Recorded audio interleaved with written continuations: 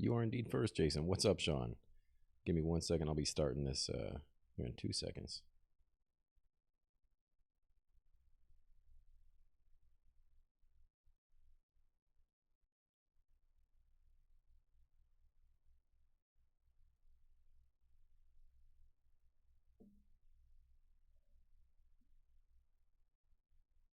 What's up, everybody?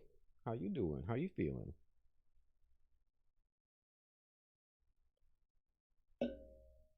How you living?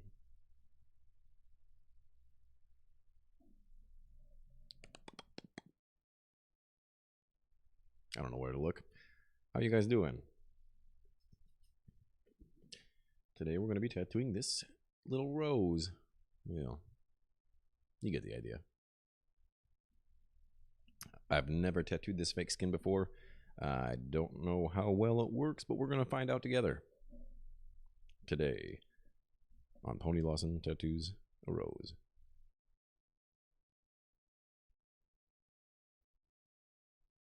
Let me switch over the screen real quick. Beautiful. Oh, what did you use, Jason? Was that the soothing gel? I'm good. I'm good.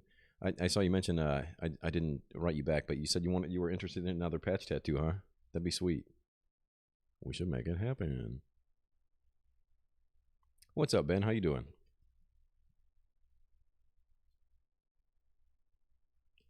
And hopefully I've got everything I need over here, and I don't need to run across the street, because that would be annoying.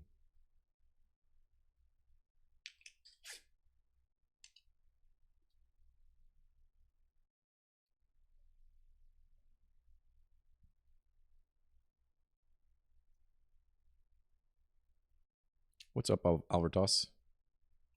Albertus?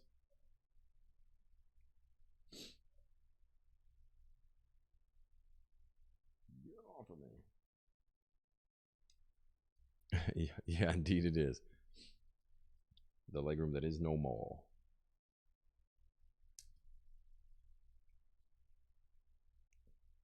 What's up, Carissa? What are you guys up to today? Any fun plans?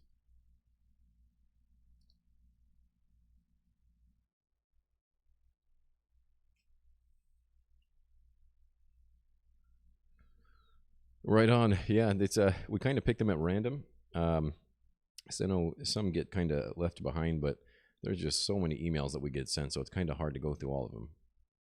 Yeah, this is going to be a traditional rose, just kind of keeping it easy for the first one. So this fake skin I actually got from Real Skin. I don't know if it was REEL or REAL skin, but I've never used it before. I don't know how well it's going to work. Hopefully it doesn't give me too much trouble.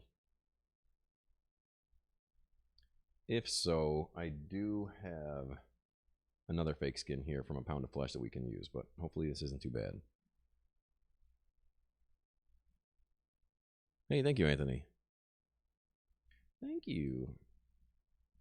All right, well, I'm just going to jump right into this and see what happens.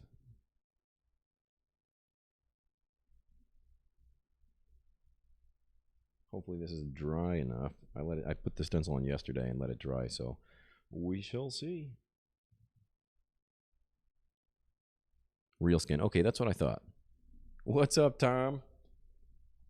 Did you get far in that island? So fake skin really isn't too much like real skin. Real skin, there's always going to be some there's a lot more like problems that come along the way with like swelling, bleeding, people moving.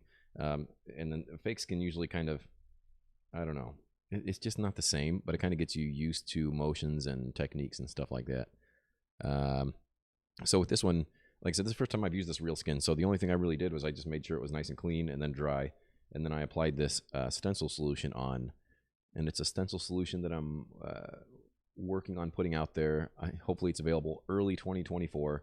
It's the best stencil solution I've ever used. This stuff locks on actual real skin. I'm not sure about this fake skin. Not far enough. Why not? Did you have to go to bed?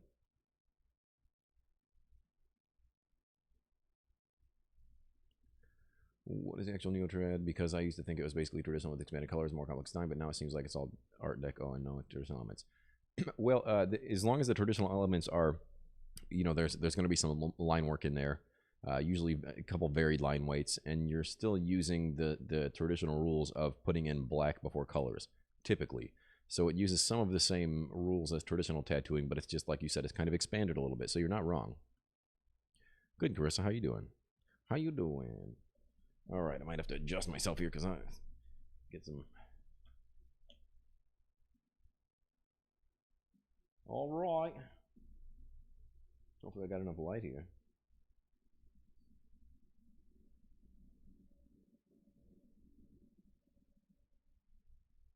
So this definitely doesn't have as much tightness as like the other fake skins I've used. This one definitely seems a lot more soft, but it should do the trick.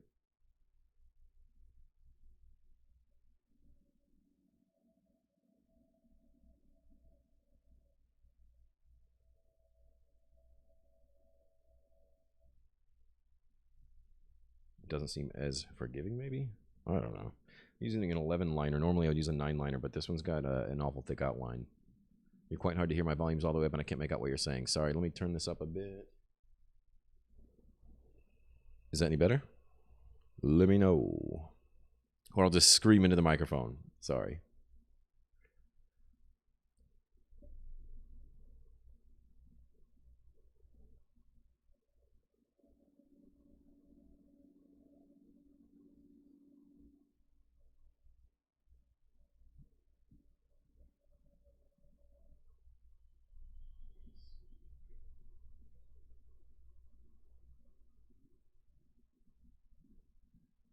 Yeah, not too bad, not too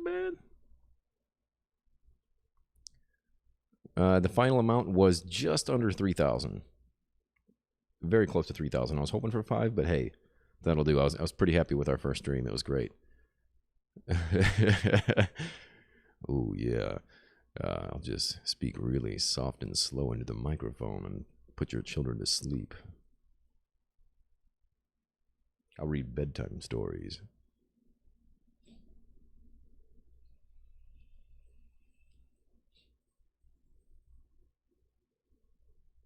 All right, so typically when I'm doing these lines, I'll try to get to a point. I try not to stop anywhere along the way, halfway. So I'll get to a point to where like there's an intersection with a leaf or something like that, just so you get as consistent and smooth of a line as possible.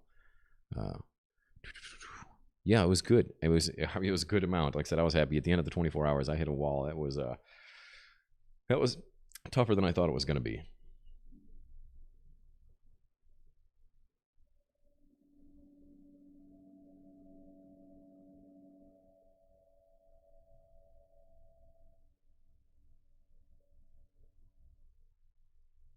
Ryan quit on me halfway through. No, he got a little sick, so he had to jump out. But there were only a couple hours I was here by myself, and then Tom came through at the end of the night, and then my buddy Jacob. What's up, Houston? Let's see, I'm erasing my lines now.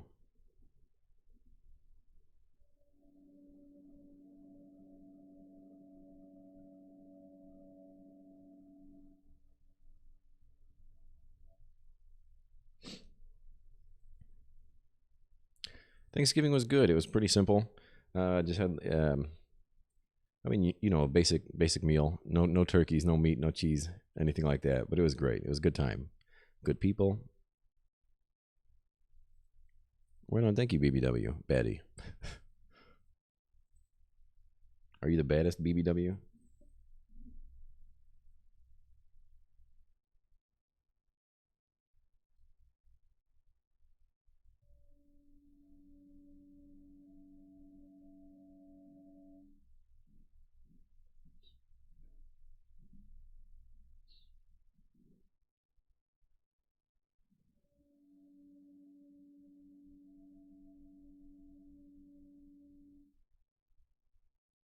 As we come off the end of these lines, I like to just lift my needle out just enough to kind of give it a little bit of a taper. I don't know if you can really tell that on the camera or not. And again, this is a bit fatter liner than I'm used to, so maybe it's not tapering as much, but that's the goal. Yeah, I do portraits all the time that aren't micro. I still like the smaller stuff, as I feel like I can get them done in a day. With the bigger ones, I mean, I feel like I move a little slow, so maybe it's a bit harder to get those larger ones done. But I'm working on a full horror leg sleeve on my buddy Nick, so they're all, you know, all the portraits are like they're pretty large. They're filling up an entire leg. How do you restart on lines you've already pulled? Practice. It just seems like it would be so easy to fudge that connection. So that's why I was saying I try to find points to where it's connecting with something else. That way, even if it's not perfect, it still looks like something's meant to be. Like with these leaves, you could have a little bit of overlap, and that'll give you room to start again. You know, you try to find like a good pivot point, like do, you know, like when people are swinging a golf club, they'll try to do a little fake swing just to get that follow through. So I'll try to do that sometimes first and make sure that my hand can pull all the way through without struggling at the end, and then start the line. But with short enough lines, I know I'm confident enough. I've been doing it long enough to where I know, like at this leaf, I could pull that all the way through. Shouldn't have any issues. Bon yeah. I mean, self-tattoo artists, I'm one of them. So, I mean, it is what it is. I think there were a lot of bad habits that I learned in the beginning that's why I wish I had a proper apprenticeship so I wouldn't have to work out of those bad habits, if that makes sense. But I also know that an apprenticeship isn't available to everyone. Like the town I worked in had one tattoo shop within like a 30-40 mile radius, so it was a bit tough to find something, and me and the shop owner really didn't get along for 2 years, so it just wasn't plausible.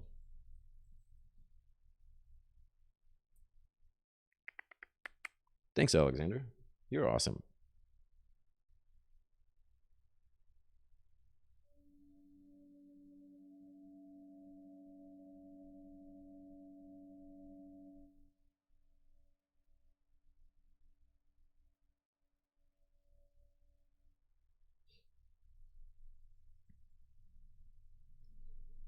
Does the length of line you can pull determine your design? Not really. I think it is very impressive it's most impressive if somebody can pull a long line, if they have like an extremely long line in their design, or if the tattoo is just a straight line and you can pull that thing flawlessly. I think that's, you know, exceptional work. So not necessarily. If you are not great at pulling long lines, then yeah, you can like make a design where you've got overlaps here and there to make those line breaks a little bit easier, if that makes sense. You know, it's got to kind of think of that ahead of time. No, you're all good. Don't worry about it.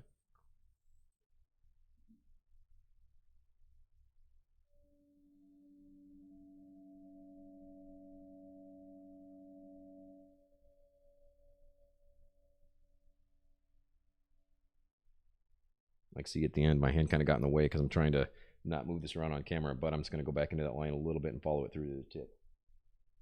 It's a little shadowy over here.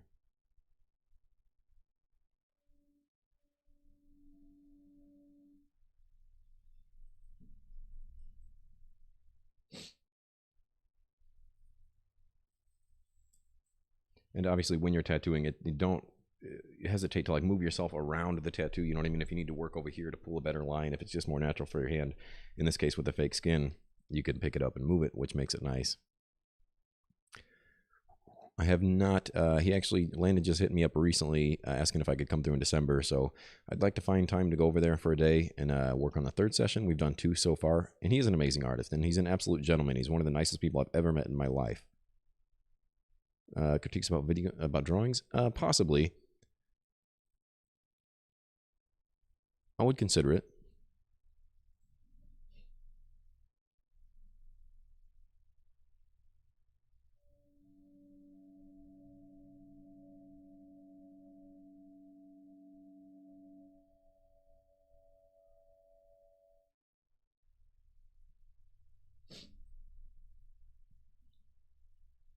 What makes tattoos addictive?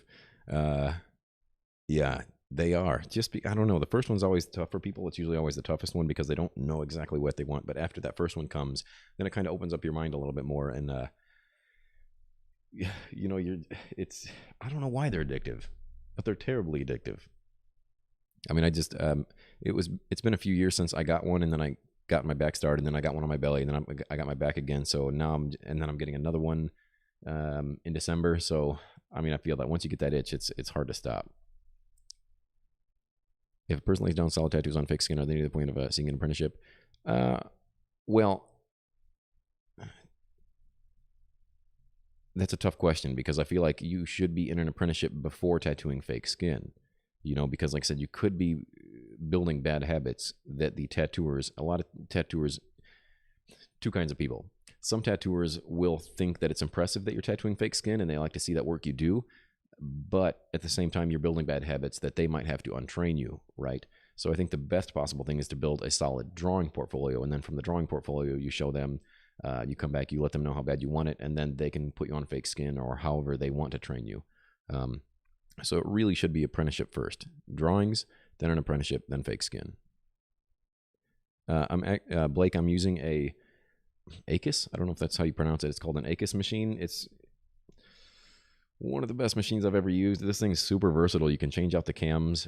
They come with it comes with 3 cams. You can buy 2 other cams. So anything from 3.0 all the way up to 5.0 and every size in between.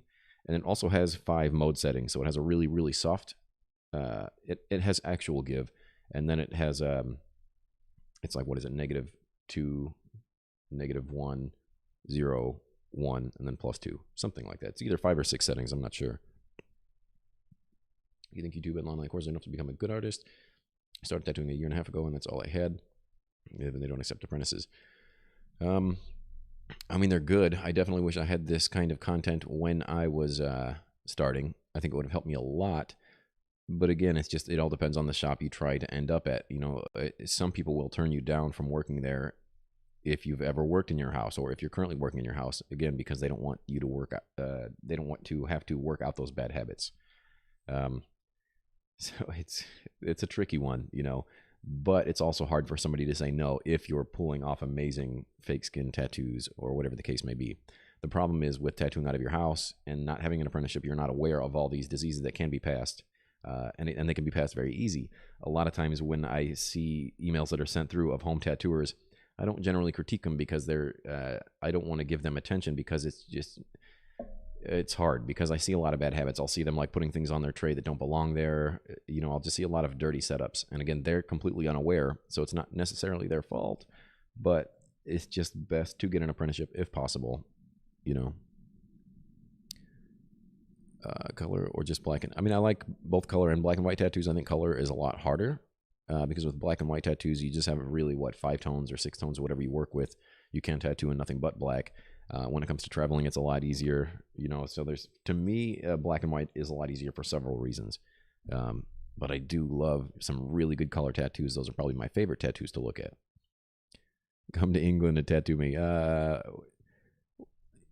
Maybe one day. To be honest, I've never left the country aside from Canada, and that doesn't really count.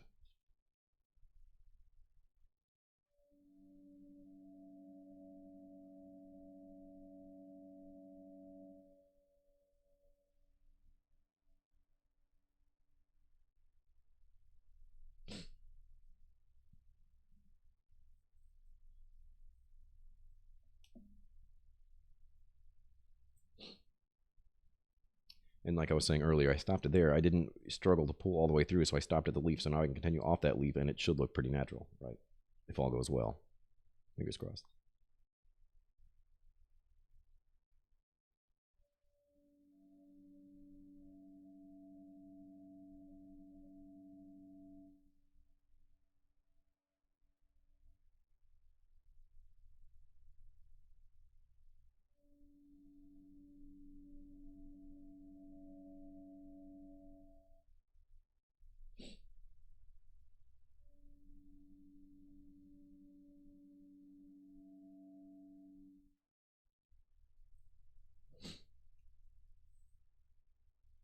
Opinion on Inkmaster. I think Inkmaster is I appreciate Inkmaster because they kind of brought tattooing into everyday house, like tattooing was brought into everybody's house. So I appreciate what they did for the industry, but at the same time, it is very curated and not necessarily scripted, but it's just it's reality TV, so it's not very realistic.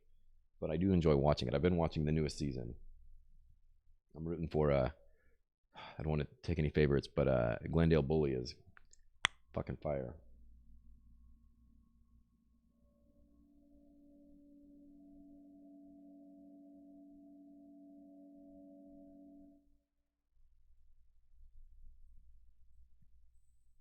And conventions in 2024. Yeah, I'm doing the usual inked conventions. The one in New York, Empire State, in Golden State in California, Hell City.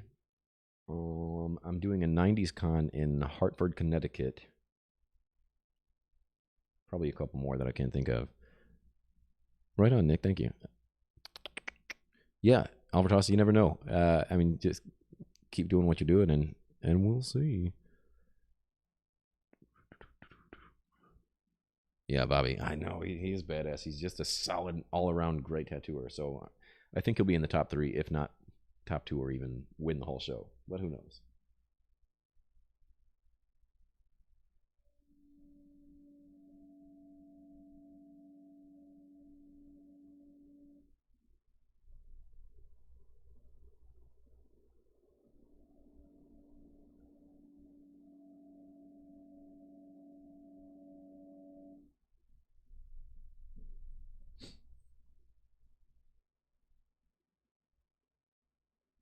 There's a reason because a local shop gets 5 people every month.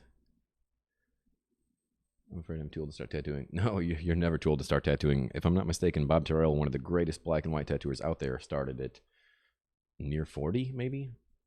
Somewhere in his 30s. Like I said, he's one of the best out there, so you're never too old to do anything, especially if you have a passion for it, you know? I just started really young. I was 14. Come to Greece?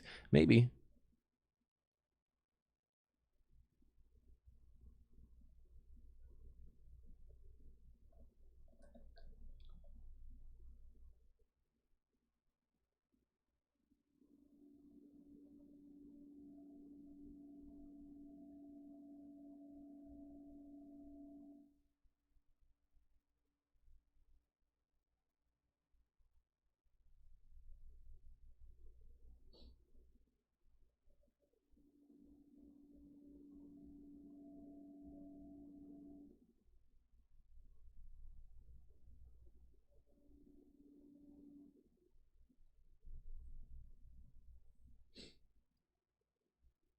Intimidated by a tattoo shop. I know it sounds like a dumb question, but I walked in and they looked at me like I had a second head. Maybe not the first asking what place in the body you recommend tattoo first. I mean, forearms are fantastic. As far as like being intimidated by a tattoo shop, I definitely was. The first tattoo shop I walked in, one of my buddies said that his uncle was the tattoo artist there, and I walked in saying, "Hey, so and so said that I could buy needles," and he's like, "Who?" And he was this big burly dude. Ended up being my first mentor, but it was this. He was a very scary guy, and he was listening to like Slayer, and he was tattooing a spider web on an elbow, so it was super scary. And I kind of just turned around and walked out, and I was like, what the hell did I just walk into? Yeah, it does absolutely. Inkmaster highlights some great artists. You know, Shane O'Neill, I think, won the first season. Yeah, there's a lot of good ones. The Clean Rock one is that's my dude. I knew him way long ago, before Inkmaster was ever even a thing. Well, not necessarily the wrong shop, Jason. It's just because it can be intimidating walking into any shop where you don't know anybody, especially if you're more of an introvert than an extrovert. So it could be the wrong shop, but like I said, it's just new environments can be scary, but it could end up being a place that you really love to work at. So it's I know it sounds cheesy, but if you're just yourself and not trying to act cool or anything like that, then that's the best way to go about it.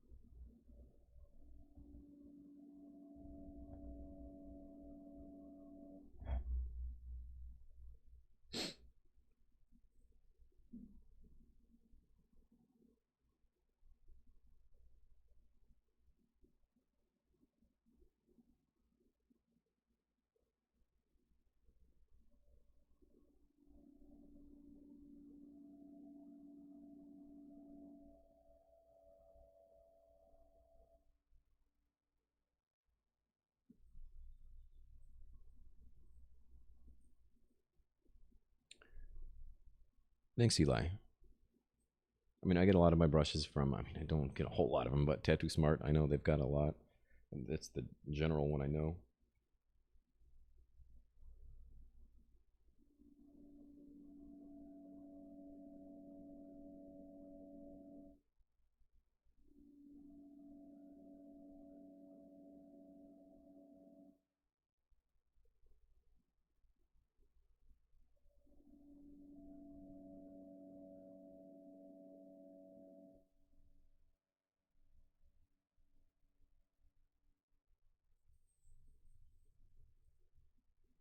Hey, this is real skin. It's not bad. There's not much of a bite to it. You know what I mean? Like whereas a pound of flesh is more of a bite. You can feel what you're doing. Um, this one it's hard to feel how deep you're going, but it seems like the lines are going in and sitting in well. I do have some pound of flesh over here that I may end up. I don't know. Maybe we'll do some techniques later or something like that, depending on the time. Yeah, it is a bit pricey. And the only thing that I'm not a huge fan of the pound of flesh is all the textures that are in the what is it, silicone or whatever, that sometimes the stencil has a hard time going on. The real skin definitely was a bit easier because it's flatter, but personal preference, I suppose. Oh yeah, second skin is my number one in aftercare as far as like the bandage it goes. The clear film. That's the one I've had less problems with. I've tried Sanoderm, I've tried Recovery, and second skin clear bandages have been the best to me so far.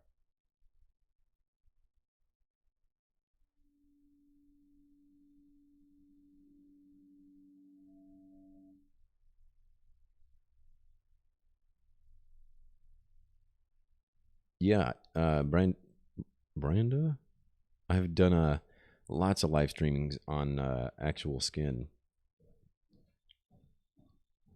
and there might actually still be some on my page. I think there is. There's a Gwen Stefani tutorial I did a while back. There might be a couple up there. I used to do it on Twitch a lot. So I noticed something in the stencil when I put it in, that there was a little bit of a design flaw here, where this, what do you call that little fold over, ran right on with that petal. So I'm going to try to just, as I do it, I'm just going to bring it down so it doesn't interact with that petal as much. And then I'll probably pull that petal line up above it. So that way they're not completely, coming like this. They'll end up sitting like this. If that makes sense.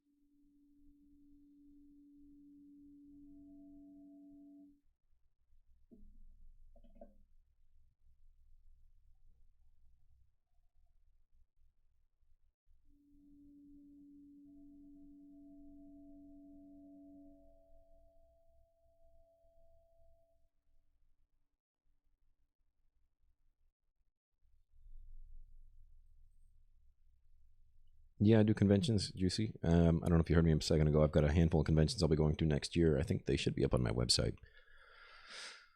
Number one celeb that you'd love to do a tattoo for, whom have not met yet. Oh, who have not met. I don't know. I'm so terrible when it comes to celebrities and names and who's who.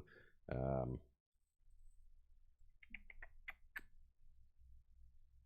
Good question. Let me think on that one.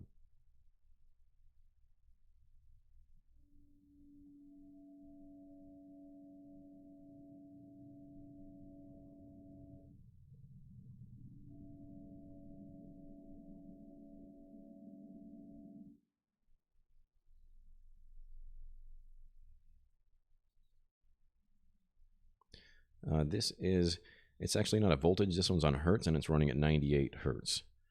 I don't know what that would be voltage-wise, maybe somewhere around 8.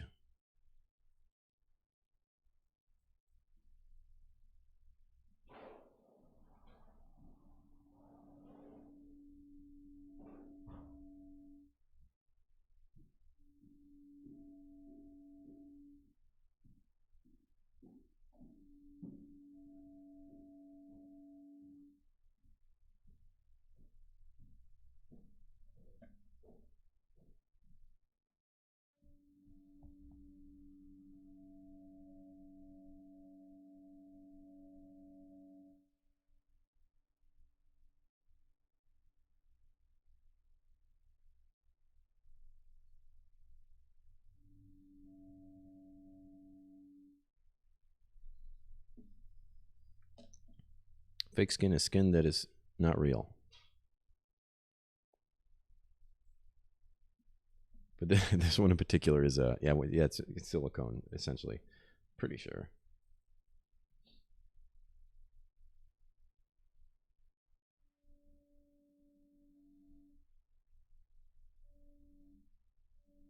I'm just kind of going back through and making sure that all my lines are connected where they need to be.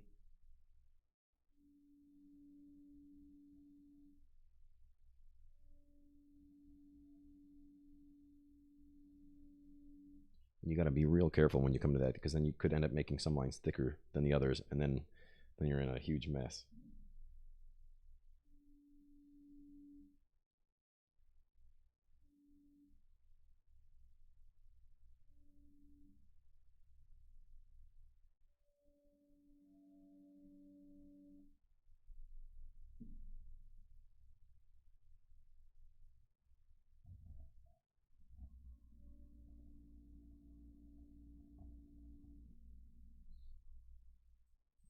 Solid starting machines. I've always been a fan of Bishops.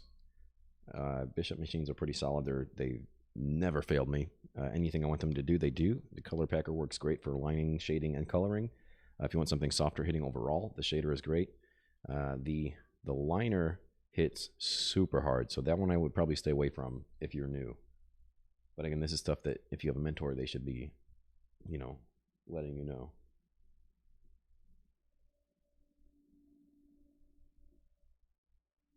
That's why it's important to get a mentorship or an apprenticeship from somebody that you like their work. If it's somebody who you're trying to emulate, otherwise they'll be telling you to do things that might not be correct for your style of tattooing that you'd like to do.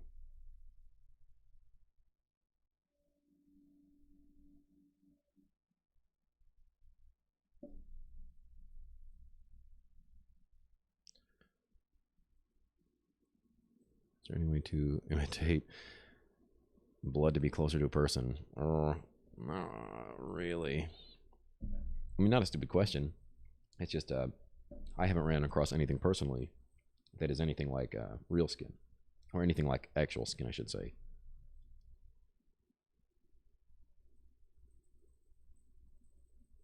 Again, these fake skins are generally just to kind of like help out your technique, see if you've got any shakes in your lines or anything like that. But nothing's going to compare, really. Bananas, maybe?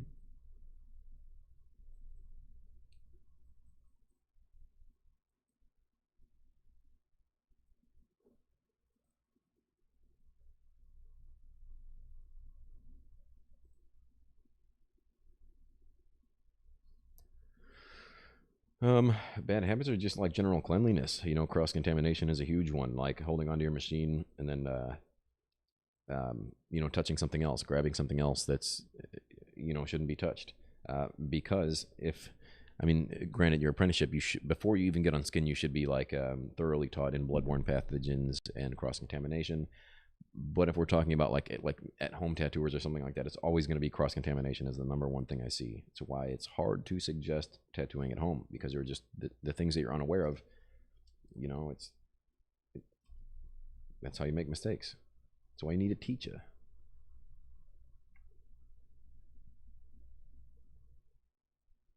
Sorry, this stuff's hard to get clean, but we're trying. Hey, Nameless Patriot. How you doing? I know it's weird, right? I used to live stream a lot, and then time just kind of got in the way. You know, it's like if I'm working on a client, I don't want to take time away from the client, which makes it hard. I feel like I'm not giving them my full attention if I've got like a live stream set up and I'm talking to other people. You know what I mean? You know what I mean? Well, not too shabby, not too shabby. So this fake skin is a bit odd, but it's not bad. What needle brand am I using? Right now I'm using Quadrant needles. I just ordered some of those Ghost cartridges that should be in soon, so I'm curious to try those out and see how they run.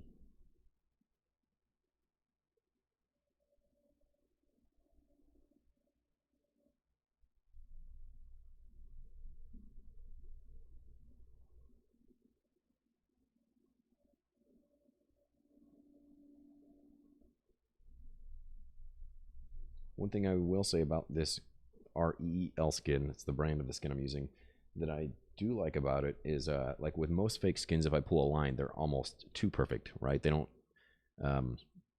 mimic real skin that well, but this one has like, I don't know, it almost feels like you get these little blurs on the outside a little bit that almost mimic actual skin.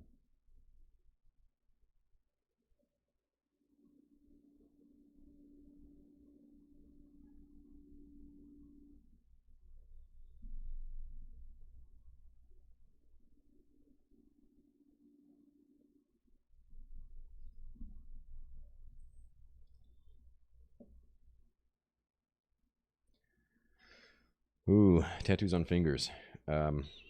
If I were to get my fingers tattooed and I wanted something done really well, I would find somebody who almost specializes in finger and hand tattoos, because they are a totally different beast. I've noticed for me personally, it's very hard to get finger tattoos and like hand tattoos, more so finger tattoos, to stay well with rotary machines. The actual, like a coil machine is going to put in finger tattoos better than anything I've used thus far and get them to stay properly.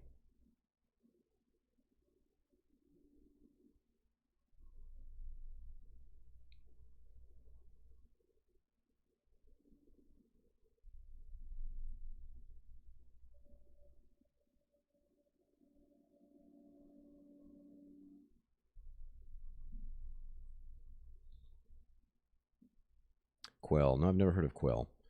You're recommend a thicker, thinner wrap on machines. Like, are you talking about the this here?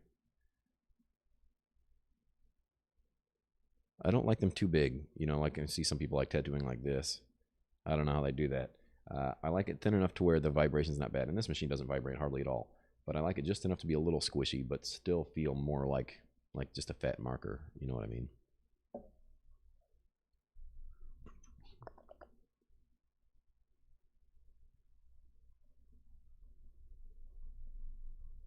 Give me just a quick second.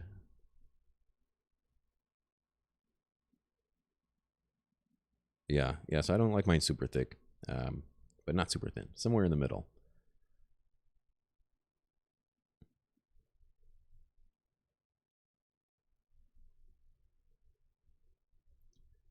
Yeah, I mean, cross contamination. Even though the tattoo doesn't get infected, you could still be passing things like hepatitis, AIDS.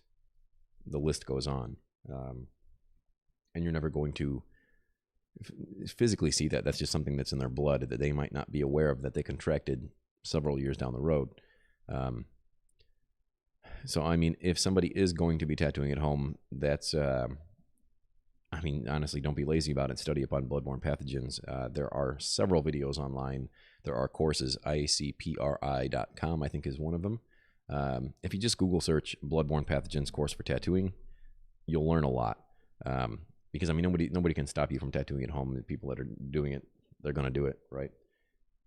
But it's best to know everything about it. You know what you're getting into.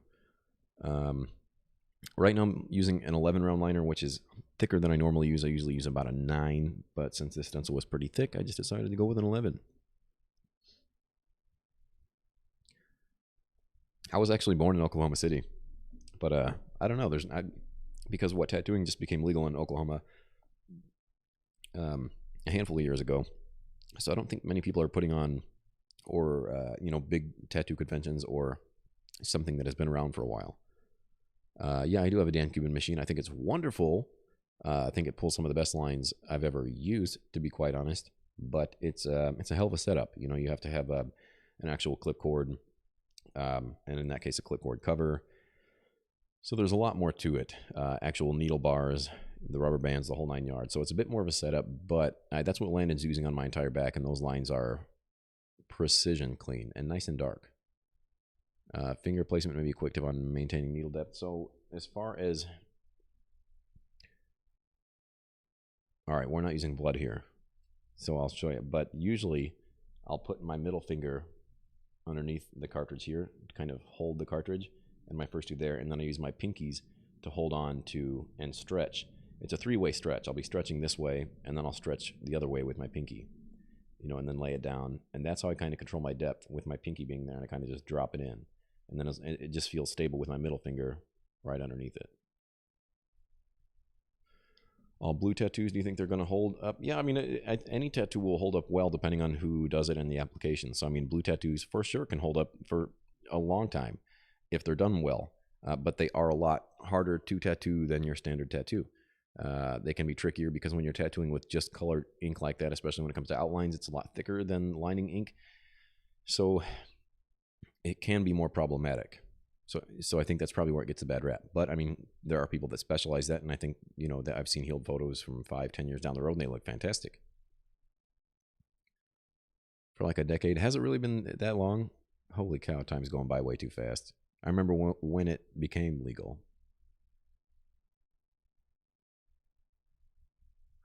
Yeah, of course, Nate. Give me just one quick second. I'll be right back. Don't you go anywhere.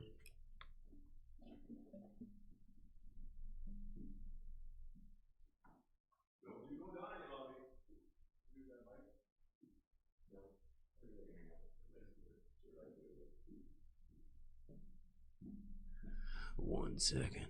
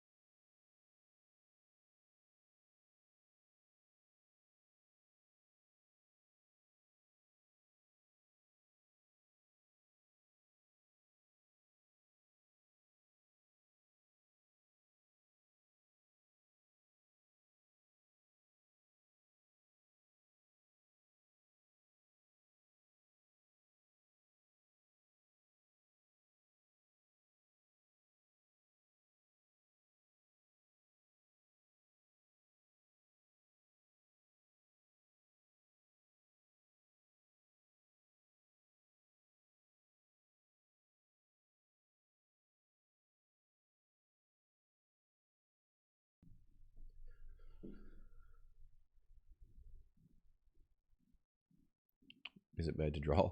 There's no L in draw.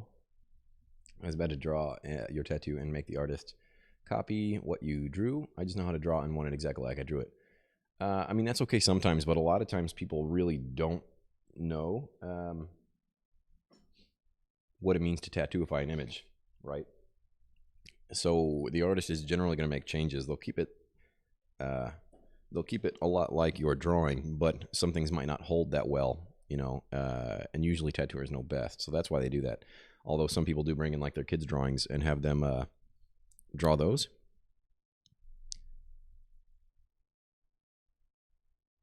Yeah, I mean, try thinner wrap. I mean, I experiment with everything. I try different cartridges, different machines, different wraps. I try as many different things as possible. And I know some people, like I work with Garrett, and Garrett's an amazing tattooer, but he finds one thing and then he sticks with it, and then he perfects that, where I like to jump around and try different inks, different needles, like I said, different machines, and just see what comes more natural to me first, and then I stick with that. So like with the Bishop machines, those worked so well for me, so I just use those as my my daily workhorses. But I do love this Acus machine. This thing's fantastic. We're live, Evolve. How you doing? Take a sip of my Celsius. I wish I was sponsored by these guys. I'd save so much money.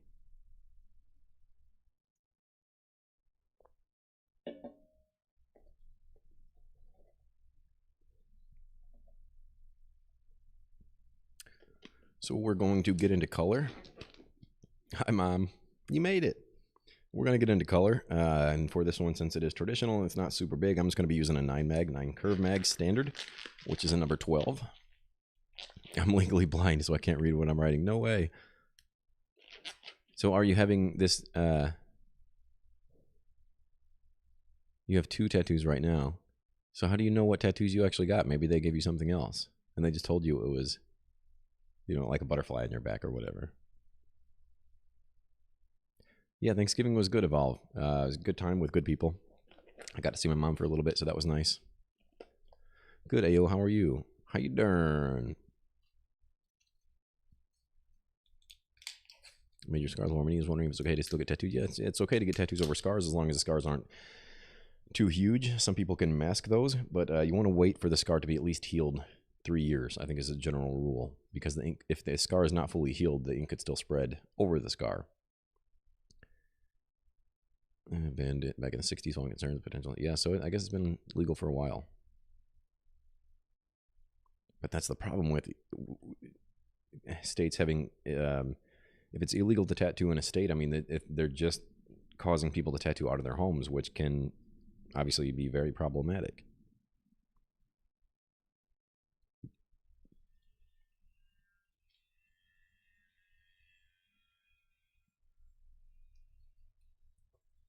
I'm just going to try this different mode here and turn it down so it's not so rigid. We'll see how that goes.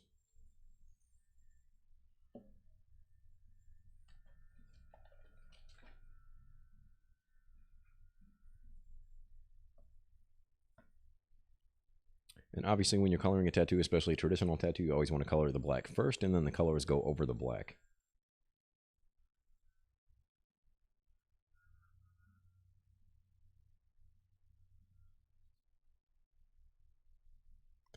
I just can't drive and I'm going to completely blind. And I'm... No way. Is that inevitable? Like LASIK wouldn't fix that? That's nothing like that. That's unfortunate. I'm sorry to hear that.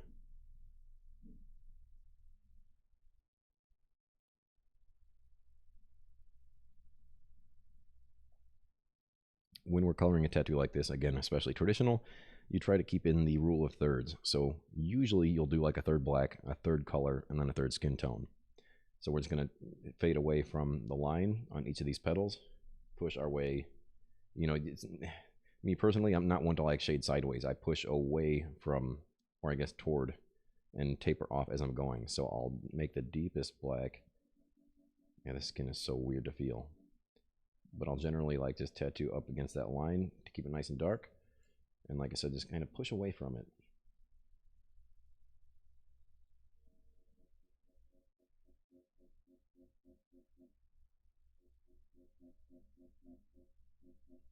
As consistently as possible, so that way there's no, just try to keep the same, I don't know. Oh, it's good to listen to music when you're tattooing, I think, because like you can usually stay on a certain beat, you know what I mean?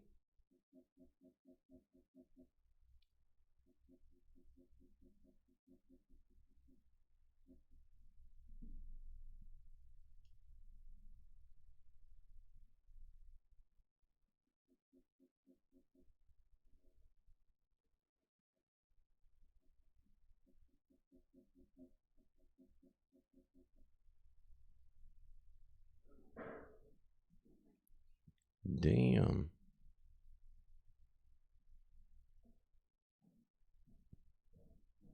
Yeah, I don't know how people tattoo without music. It drives me crazy.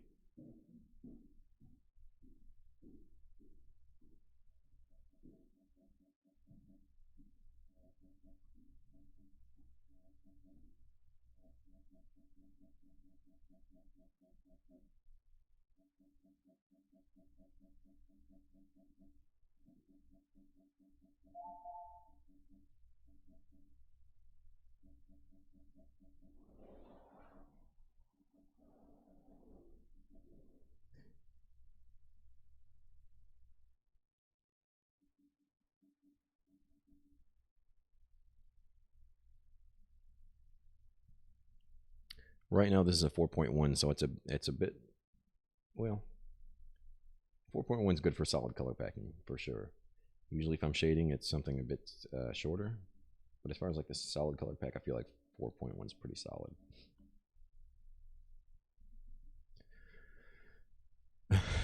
Yeah, I'm not a huge fan of private booths in a shop. I like having an open format so everybody can kind of chat and BS and watch movies or whatever. So that's a very tough question, Artie. Yeah, if I were teaching somebody, I would definitely teach them lines first. I would make sure that their lines are as perfect as possible before starting anything else. Because again, that's the foundation. That's what's holding your tattoos together. So if you start doing other things before your lines are perfect, then your tattoo's not going to look as good as it should. There's no voltage on this Bailey. It's run on hertz, and right now it's 98 hertz, which I think is somewhere around 8 volts, but I'm really not super certain.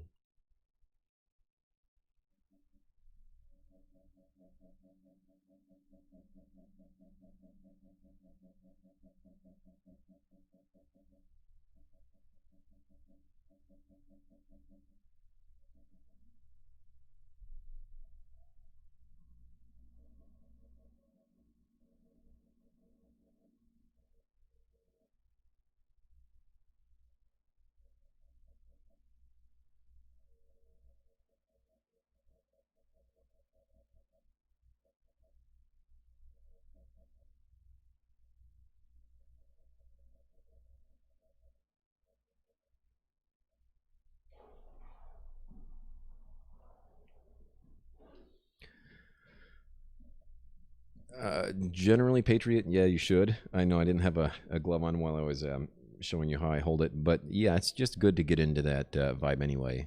Just that way it just becomes habit. Yeah, I would still bag the machine, especially because it's like if you're using black, you're getting black on your fingers or black on the machine, and it's just stuff that can be cross contaminated. So it's yeah, I'd still bag my machine every single time, whether it's fake skin or not. Would it be weird if someone practicing or them kept them as like art piece or something? I think they're good. I don't really ever throw them away unless, of course, I just have like one where I'm just practicing a bunch of different techniques that doesn't look as nice. But I don't think I've really ever thrown one away. Yeah, I hold on to them. I don't know if I have any over here at the studio with me, but I've got some across the street.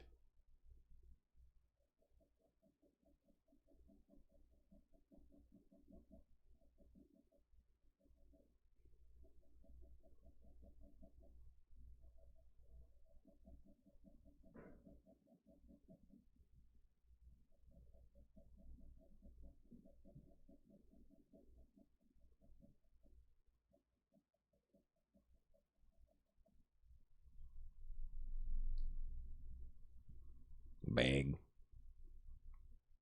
bag them up.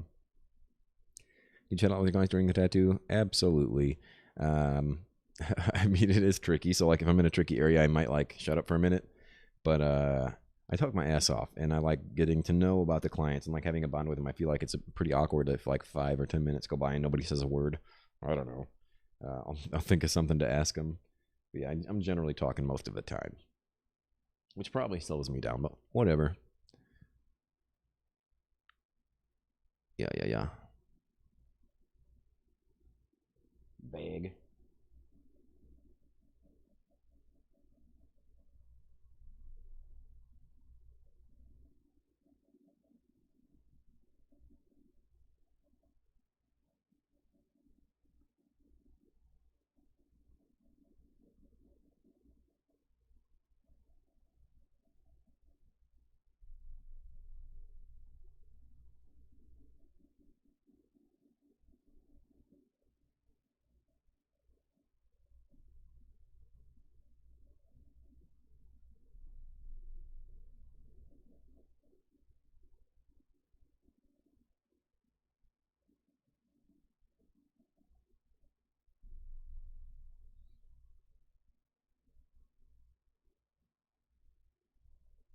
I'm pretty pink.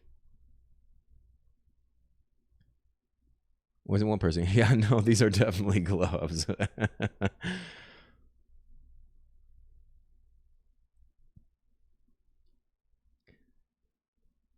Yeah, I feel like a lot of people do. I mean, some people clam up and get nervous and don't say anything, but I don't know. I also just think it's easier, like, to kind of break down those nerves if you're talking or watching a movie or something. Get something else going on instead of just sitting there focusing on the pain. Yeah, absolutely.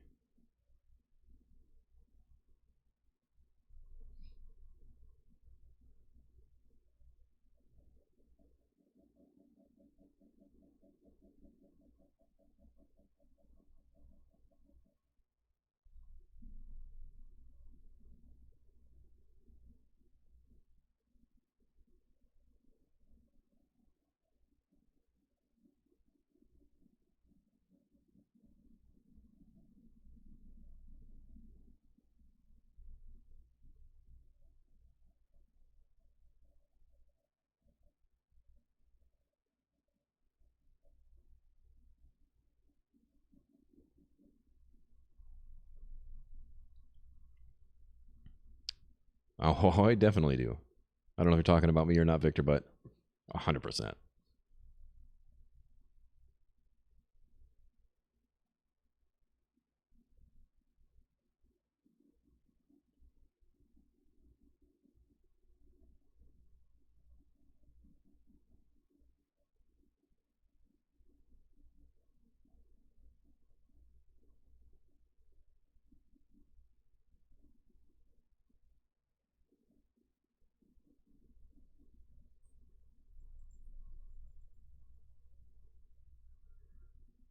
Mm, not really nerdality. Maybe near the beginning I did, like if somebody would come watch over my shoulder. But now I feel like I've just been working in so many like environments or a convention or even live streams where it's just I don't know.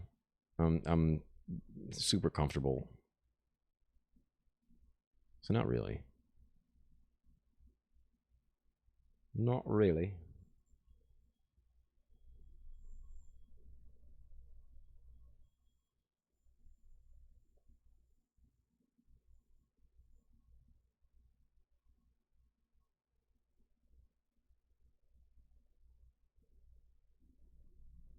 Let's see. Trying to figure out where I want to put this black on these leaves.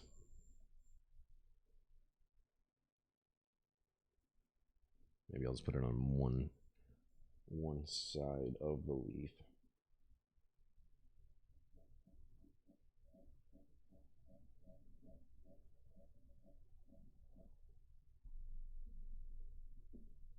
Yeah. And I'll go do the other side of the leaf. I did this side black, so I'll probably do this side black on the other side just to kind of change it up a bit.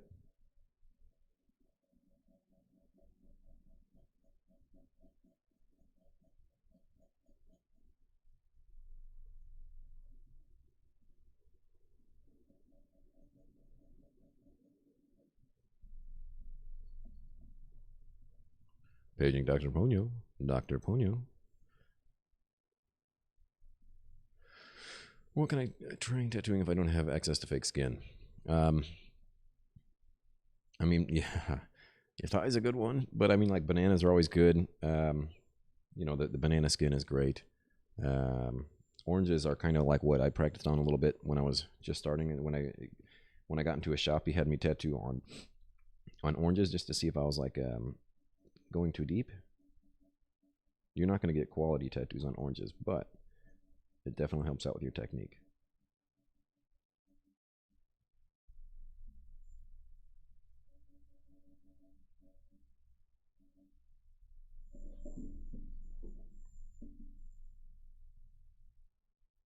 Right now, black, I'm using a 9 curve mag standard, which is a number 12.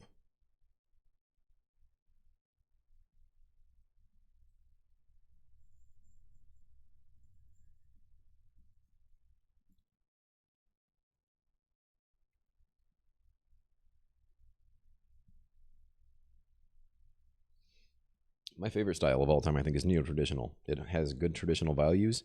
The tattoos look fantastic. I love the size of them. I love the creativity that neo-traditional artists can pull off. So that's probably my favorite style of tattoo. Just anything good though, really. Like any good tattoo is I'm a fan of. I ended up coming across a lot of like new stuff that I've never seen when I'm like trying to find a featured artist on my channel. Like this most recent one, her name was Shelby Tattoos. Holy cow, her tattoos are so solid. I love the bright color. The saturation is insanely solid.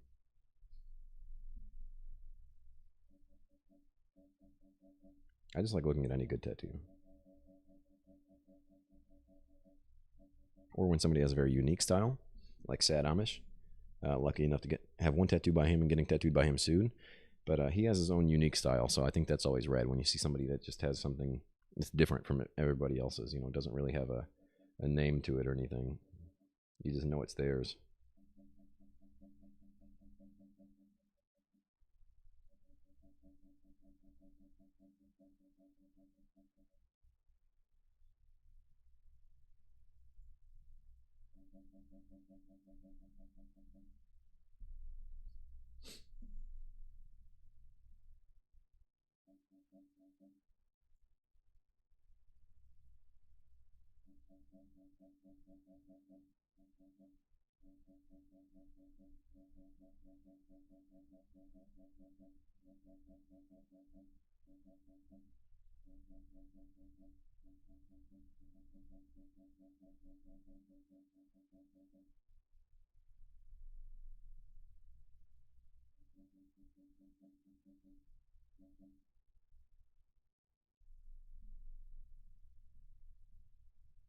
Uzi. No, I don't think I have Jason. I don't believe I have. Let's see. I think I could use a little more black shading on these petals.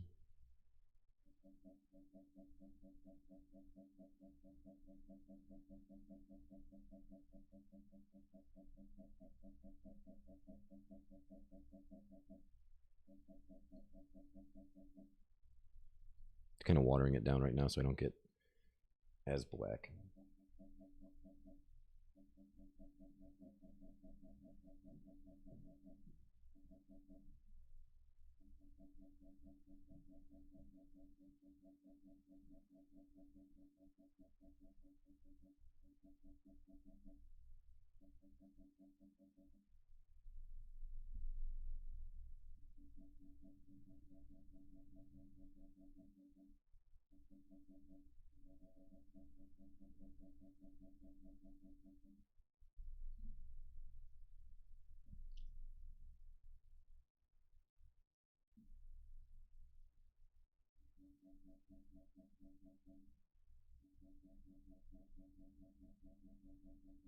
We need a petition Ink Master so I can be a guest judge on there or something. We all need to go let them know. I'd love to judge that show.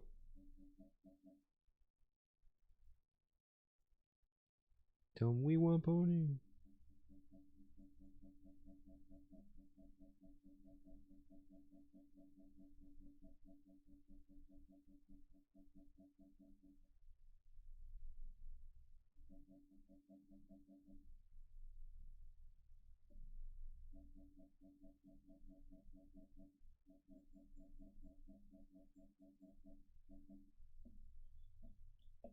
I know, right?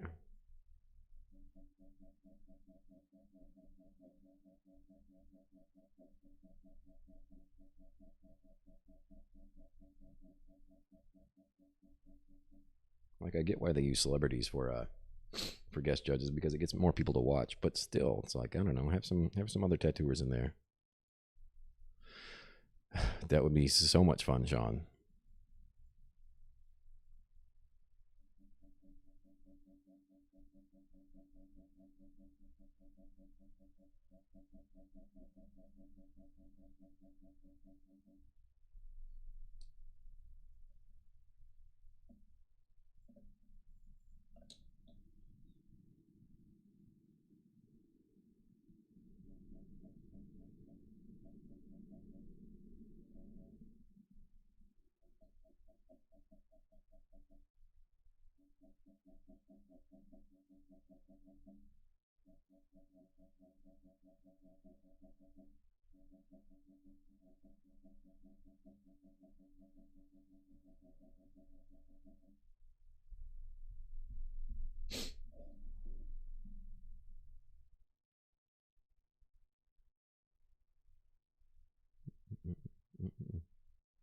Yeah. Yeah, I'm sure that would be a mess of an episode. And I'd love to see it.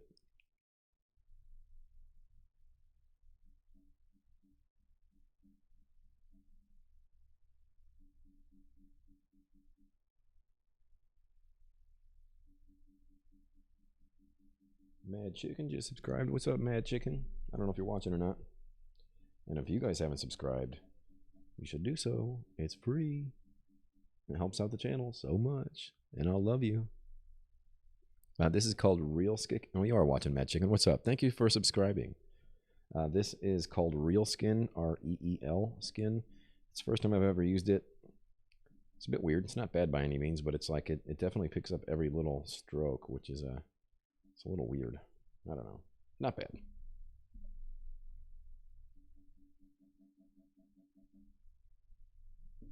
Not the worst I've used by any means.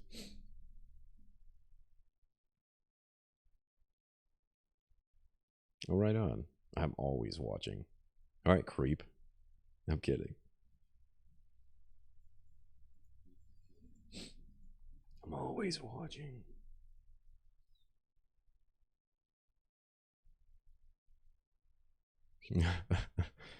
If you got to study, go study. You can always come back and watch it later.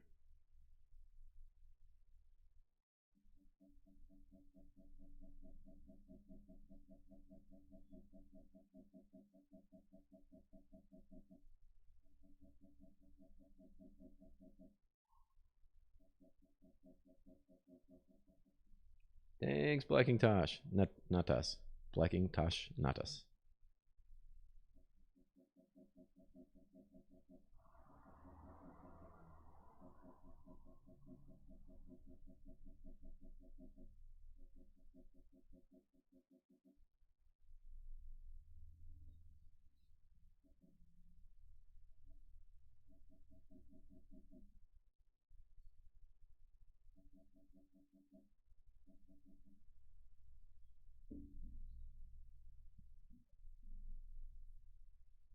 Compare with a train.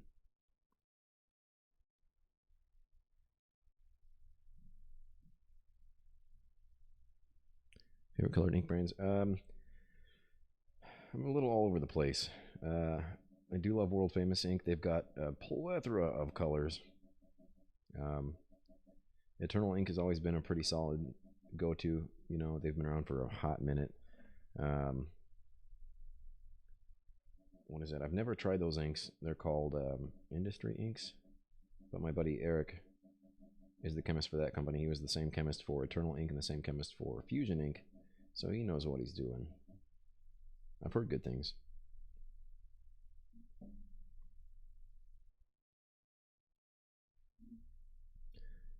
Well, no, you can't really move the client all the time, but you can get at different angles. Like if I'm ever tattooing, I'm coming over here, you know, I'm coming over here. So in a way, you know, you can attack from different angles.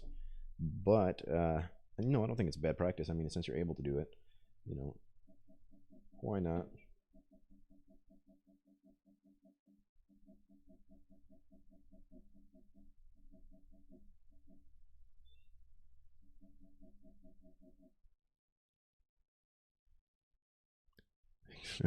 Oh, gotcha. Damn, I should have caught that.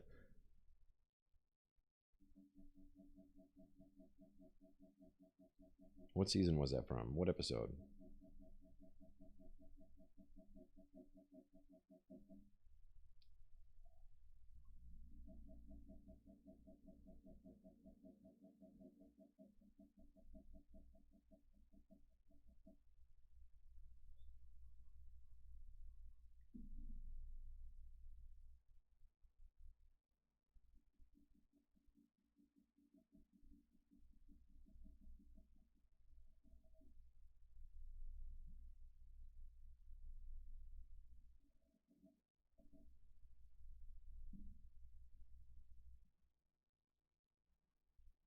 How big should a skin break be, and should you fade into it? Or is it depends on what the tattoo is and what the design is. With this one, it's a little bit harder to get like soft shades, and I don't know if that's because of the stroke I'm using or what, but this real skin is a little tricky because normally I feel like I'd fade out my black a little bit more, but since it is a traditional tattoo, it kind of works. I feel like I can't really press as hard because it's really picking up every little time I touch the skin. It's kind of picking it up, which usually it's a bit more forgiving.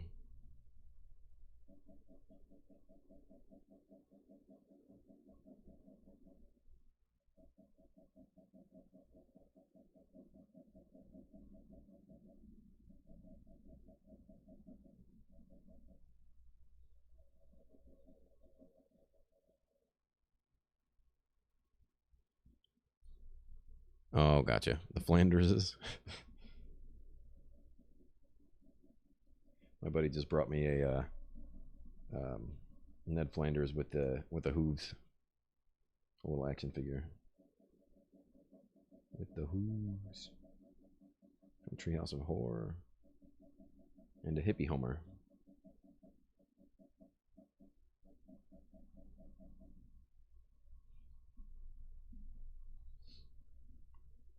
Oh shoot!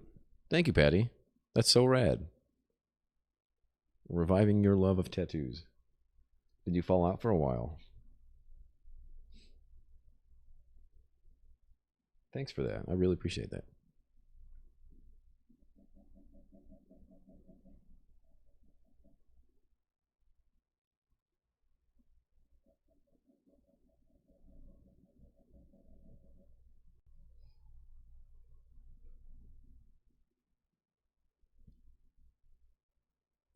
The stupid sexy Flanders is great. I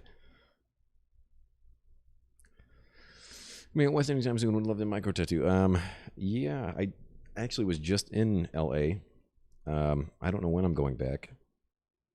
Is that west enough? I don't know if it gets any more wester than that.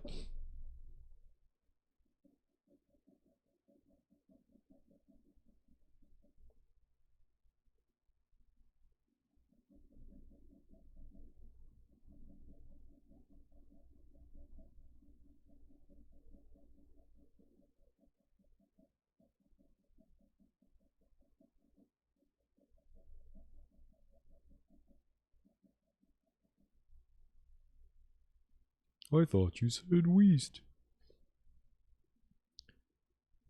The Okie, you have to have seen Oakley Dokley sing White Wine Spritzer. Oh yeah. Any plans for Philly? Actually, Alana, yes. Philly in what is it? January? They had that PhillyCon. It'll be the first time I'm doing that. Head tattoo. I did want to. I just don't know what I would get, and I have a very nice head. Oh. So I don't know. Maybe. I was always a fan of like Travis Barker's hairline tattoo. I thought that was pretty cool.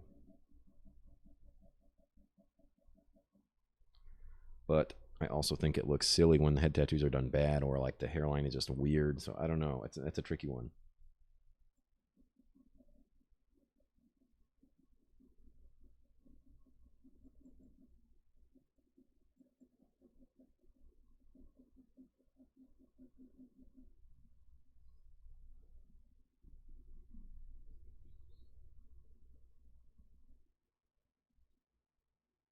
A brain slug behind my ear, that'd be nuts. I'm trying to read everything, Madison. It gets tough sometimes. Some things get left behind, but hey, I'm here for you.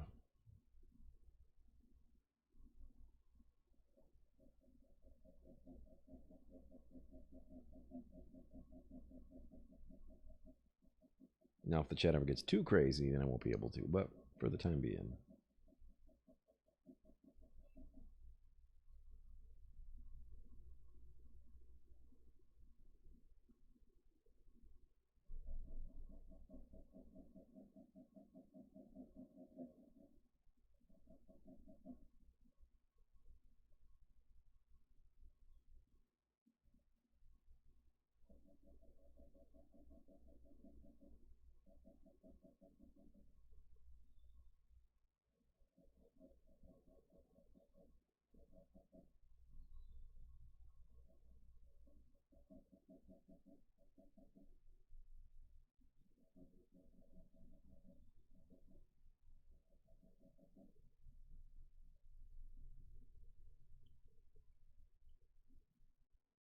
That's awesome.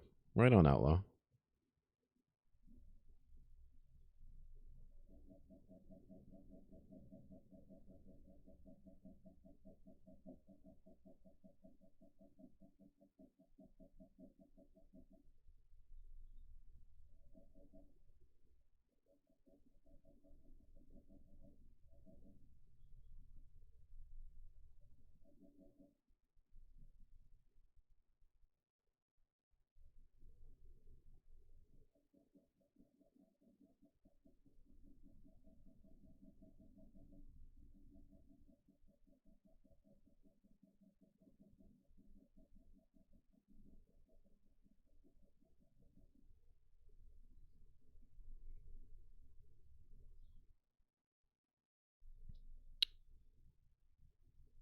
Oh, that's sweet. You'll have to send that in, Kame. How do you say your name? Kame? Kam? Send that in and let me see it.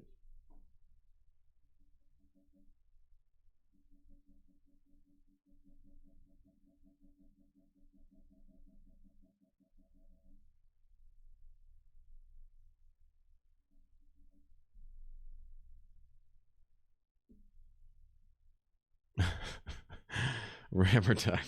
I mean, I get that, but it's all in good fun, and it's just my opinion. I'm one person. I don't, you know what I mean? It's beauty is in the eye of the beholder. So it's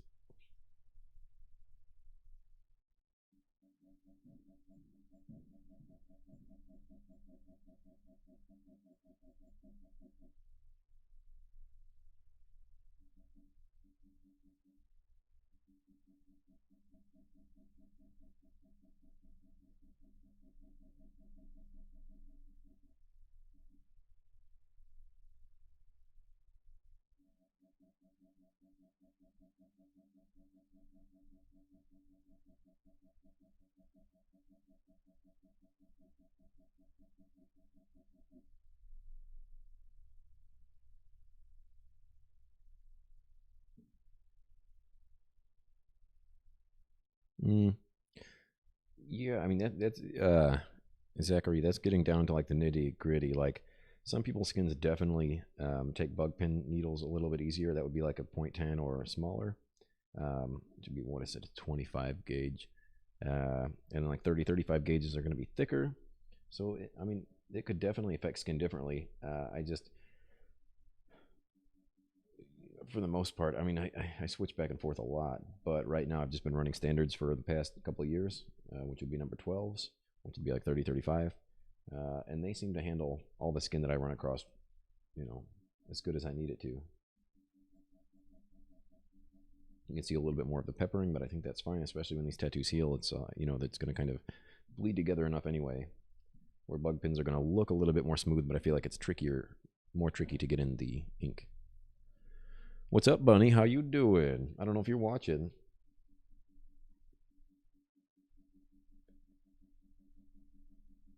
but thanks for watching.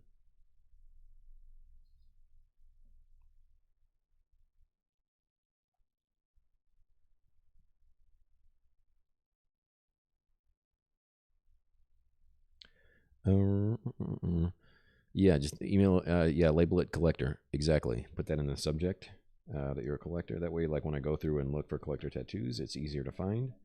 I'll use that keyword to search for them.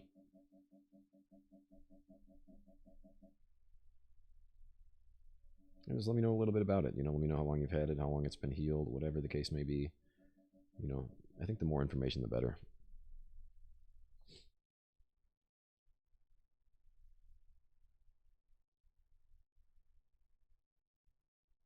Right on.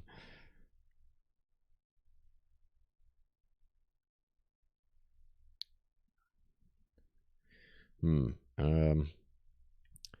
Matri.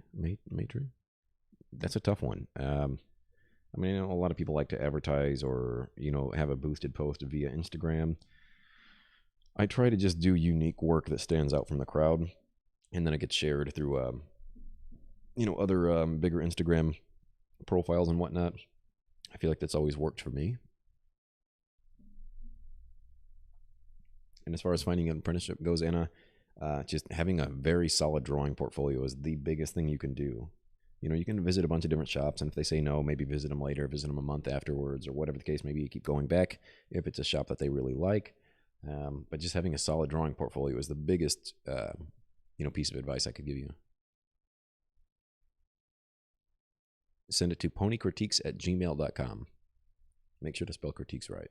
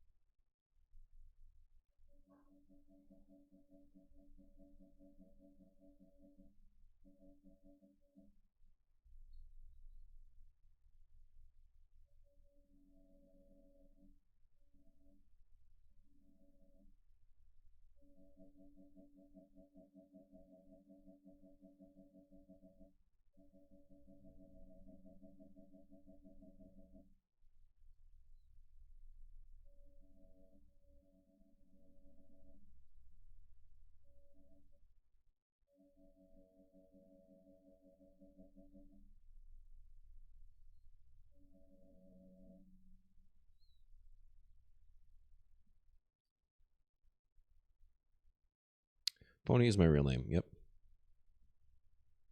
It's what I was born with. It is indeed short for Ponyo Bologna. Cheese and macaroni.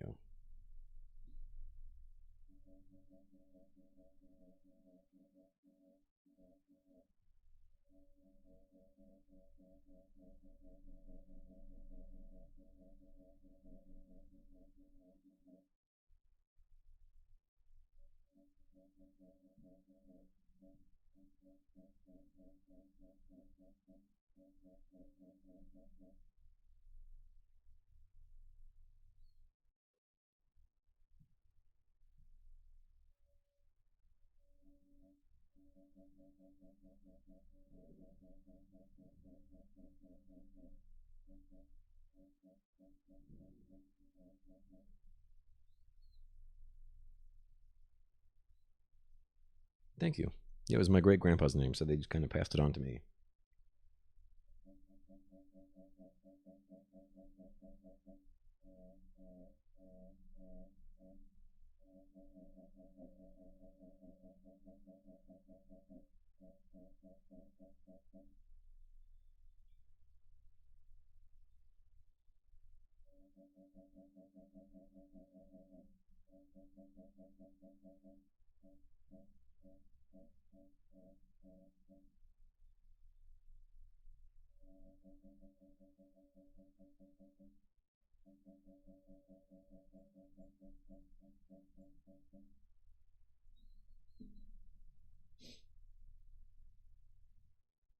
Thank you, Tyler. How you doing? How you doing?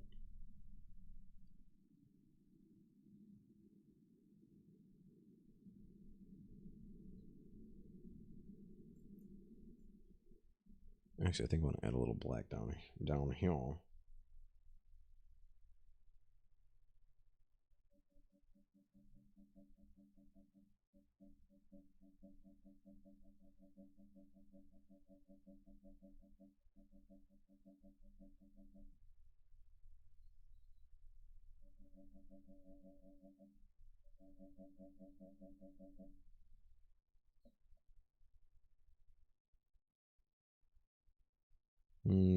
Yeah, sometimes the W. It's nice to try to, get that set up before making the sleeve. Like having a good game plan. Because I think that's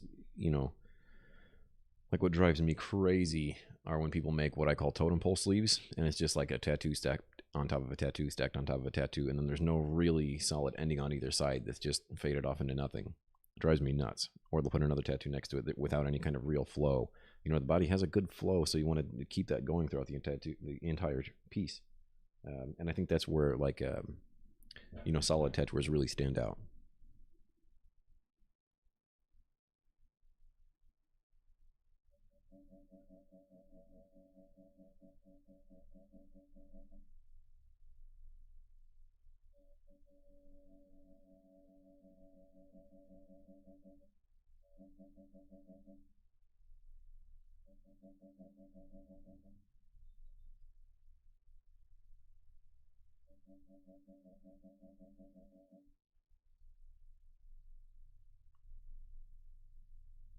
David Garcia, new subscriber. How you doing, David? If you're watching.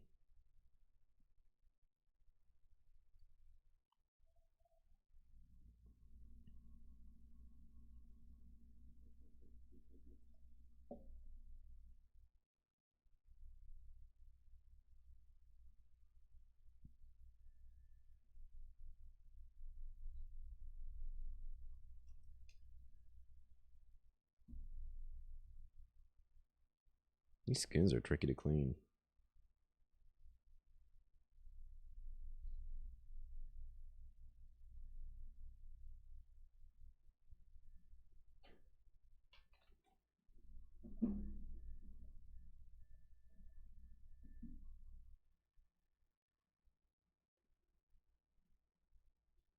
Converting a couple this separate.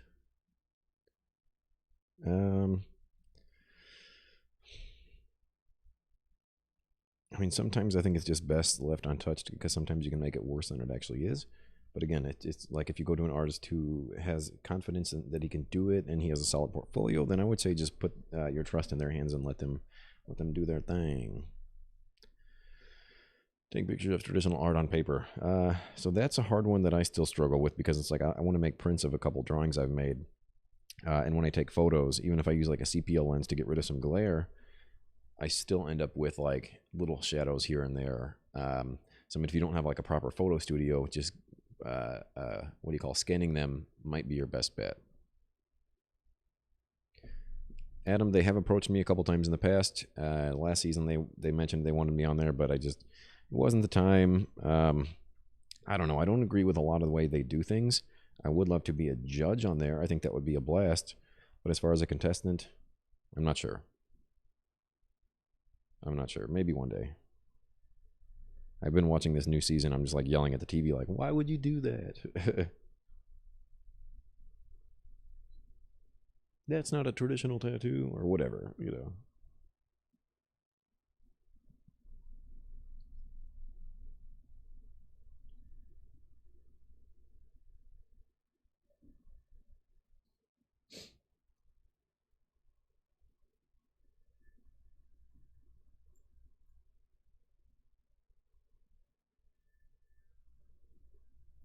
Is there a conventional etiquette for getting tattoos? Do people usually have to find an artist day one and make an appointment? I don't know what you mean day one. I mean, Instagram is the best thing for that because everybody's portfolio is on Instagram. You find somebody whose style you like, whose work you like, and make an appointment with that person. Don't just book a random tattooer without seeing their work first because you could end up on my series as the toilet tattoo of the day.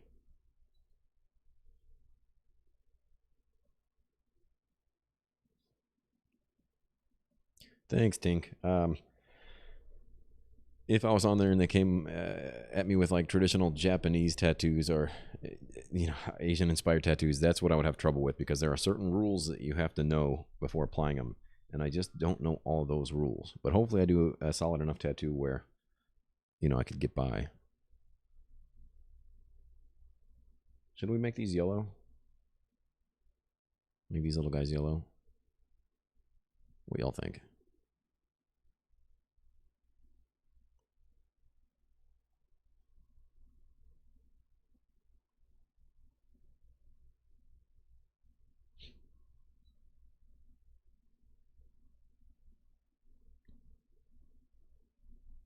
I don't see why not. We're doing it.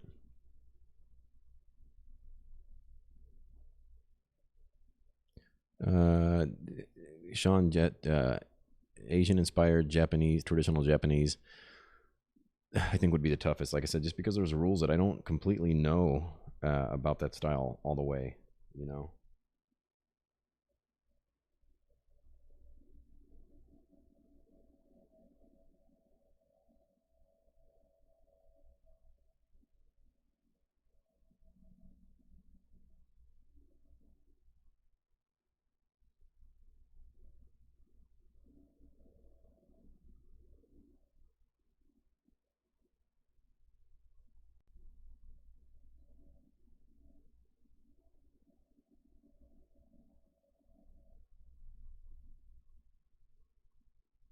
But I'm telling you, we gotta no orange. Orange is too close to red. It would kind of flatten the image. We want to kind of give it nice, like a pop color. That, and I don't have orange on me right now. But what do you think the U.S. prices for pieces are so much higher than the rest of the world? I've gotten work in the UK for 1,800 a day. In the States, I've been quoted 35. It's just, I mean, you know, it's. I could go to a small town in Indiana and get a tattoo for a fourth of the price. It just depends on, you know, like the living situations of the artist. Like, does it cost more for rent where they're at? Is what do you call living expenses? Are the living expenses higher? You know, it all just depends. Or like, is there a competitive market? You know, there's a lot that goes into it.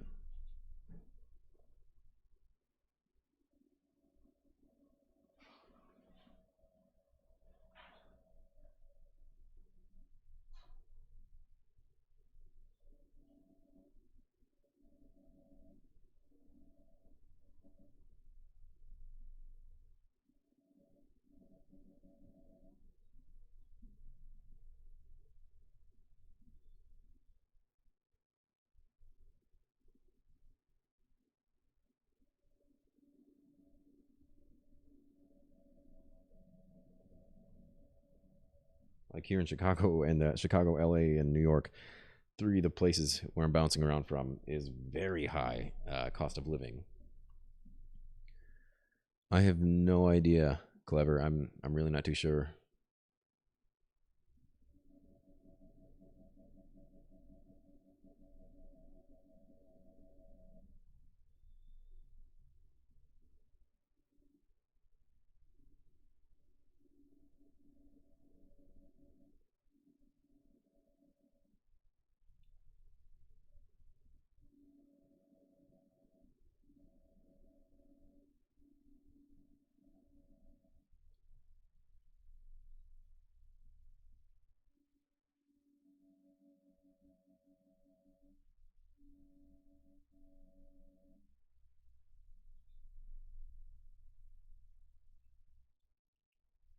Fong. Oh, gotcha. Right on. Yeah, I really don't know. I haven't talked to him in quite some time. No, Rich, orange would not be better. No, just because orange would really flatten it out. We want something that's kind of a pop color. So if we used orange, it's just too close to red, and it wouldn't really give any kind of a pop to it. So I mean, but again, it's all personal preference. But especially when it comes to traditional, I wouldn't stick with orange.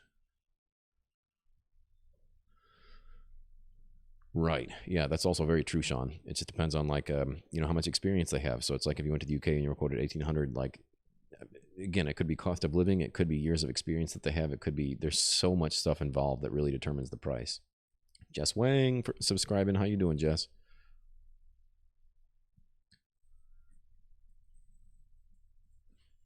Lamagoe? Lamagoe. Is that what that says?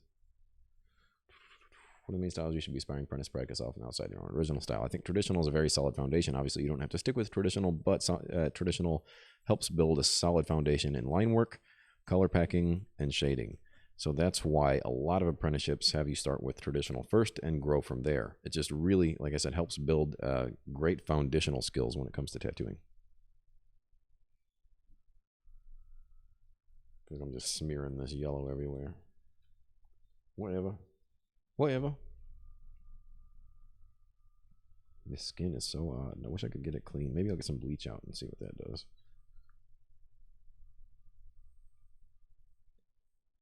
Help get some of this excess ink off.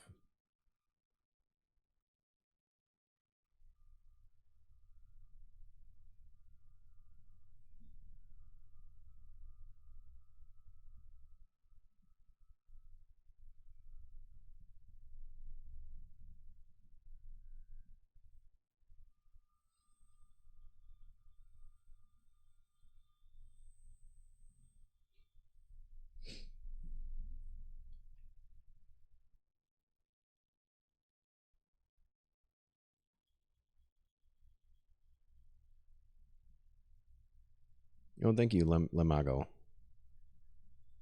I appreciate the words. The kind words. Throw some yellow in these little round parts real quick, too.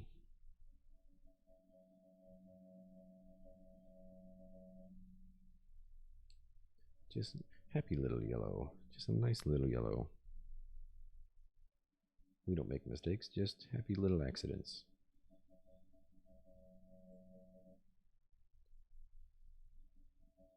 You can put a tree anywhere.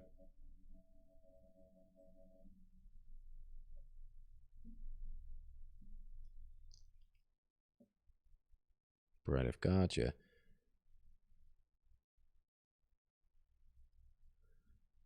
I just believe the work is worth it. I'm willing to pay it. I'm just getting to do it. Oh, yeah. Great tattooer. But yeah, it's just, I mean, like I said, the price is just, there can be many different variables. So it's really hard to say, you know. Like even when I go to New York, I know the prices in New York are a lot higher than Chicago. And Chicago is already pretty high. But the cost of living there is, you know, double, triple the amount.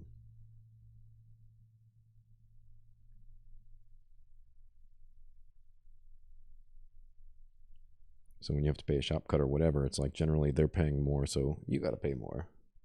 You know, it just kind of goes down the line. Inquisitor Kurt, thank you so much for subscribing. I'll take a real quick break. And when we get back, maybe we'll have some Q&A if you guys want to know anything. Do you think the overall price is fair compared to a classic artist? It's the time invested in creating the design. So yeah, that's really hard because my tattoos cost more than my drawings. I don't know if they'll ever even out or not because I put way more time into my drawings. So I feel like, I mean, if I charged for my drawings what I charge for tattoos, nobody would be able to afford my drawings. But it's also, again, it's just, it's a lot harder than drawing. You know what I mean? There's less room for error, so on and so forth. I debate on my YouTube channel. I recently looked up tattooing. I take an anti-apprenticeship position and wanted to know if anyone wanted to verbally debate a pro-apprenticeship. Good luck with that one. It's not going to be me, but I'm sure somebody in the chat would love to have that conversation with you.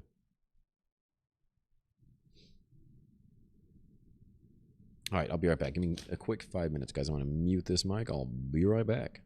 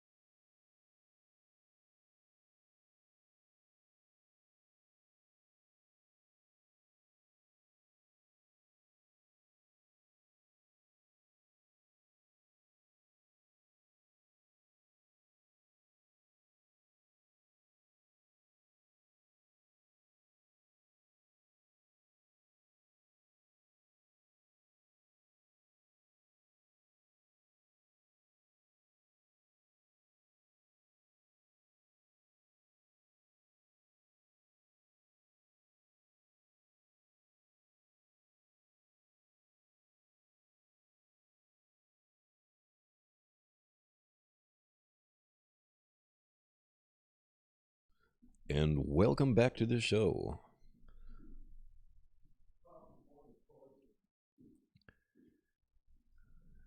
Plenty of reasons. Oh boy, I got some catching up to do. Let me see what you guys are talking about now here. Do I commission my drawings? Yeah, kind of.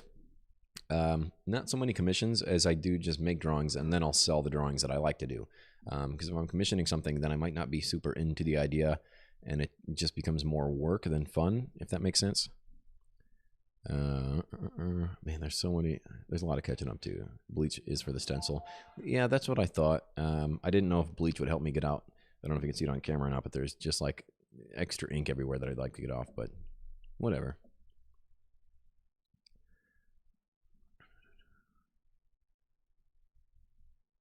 The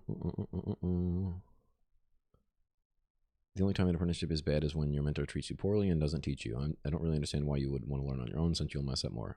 100%, Andy. I'm right there with you. If you have a good mentor and a solid apprenticeship, you can't beat it.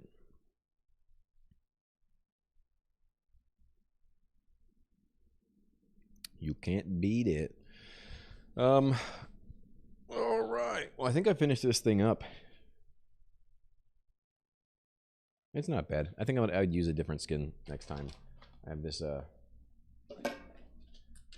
pound of flesh here. I feel like this might be a little bit better, a little more canvas to work with, and it has more of a bite to it. Whereas this one, it was hard to tell how deep I was going with the lines and the shading. This was a bit tough. Back to that tattoo topic. Have you thought about getting a session from Valerio? Can't see her. Oh, the Brutal Black guys. You know, I really have. My friend Michaela has, she got the Brutal Black tattoo done. So she's got like a bunch of like hash marks all over her face and stuff like that. And I think the idea is weirdly appealing. I don't know why, but there's something to it. I do have a Twitch account, but I haven't used it in probably a few years now. I used to do a lot of tattoo live streams on there, and I did some drawing live streams as well, which I think I got bummed out because I went back on Twitch after a while and all of my live streams were gone. So I don't know if they just delete them after a while or what, but I was pretty bummed about that. But you're not convinced they are good, but they have intrinsic and extrinsic. I mean, like anything does, Nutrivore, but I mean, it's always more good than bad. Again, especially if you have a good apprenticeship. A bad apprenticeship is just that. It's a bad apprenticeship. You know, people still haze people. You know, they end up like wanting you to do like if you're washing the owner's rims and doing stuff like that, that's not a good apprenticeship. But you want some, you know, it's always great to have somebody there teaching you. That's how anything in this world is done well. You know, if any kind of like plumber's apprenticeship, it's like you don't want to just go you know, try it out on your own because you're not going to be learning anything. So why not have some kind of mentor that helps you out along the way? Again, family and friends. I've been tattooing for 3 years now. Twitch deletes videos after a couple months, I think. Yeah, that's what I was bummed about. So that's why I stopped doing it on Twitch, because I wondered, like with YouTube, they save all my videos, so I can go back and I can watch my time lapses and tattoo live streams from 3, 4, 5 years ago. So that's why I lean towards more towards YouTube. And it sucks that I can't get those videos back because I did a lot of them, you know. I even made like nice little custom thumbnails for them, and just for that to be deleted was a bit of a bummer. Yeah, I wasn't aware that I could download them at first because I thought they would be saved. So lesson learned, but again, I would rather have them on the channel for anybody to watch rather than just myself. You know what I mean? Yeah, those Brutal Black tattoos are wild. If you guys haven't seen the Brutal Black project, check that out on YouTube. They're not pretty tattoos. They're in it more so for the pain and the experience and like how much you can handle.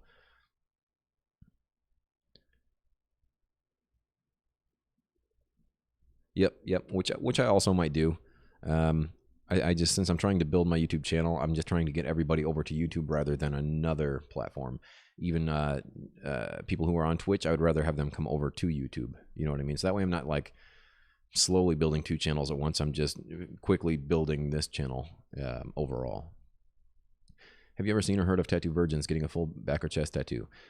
Yeah, I mean, sometimes, which is fine if they can handle it. more power to them.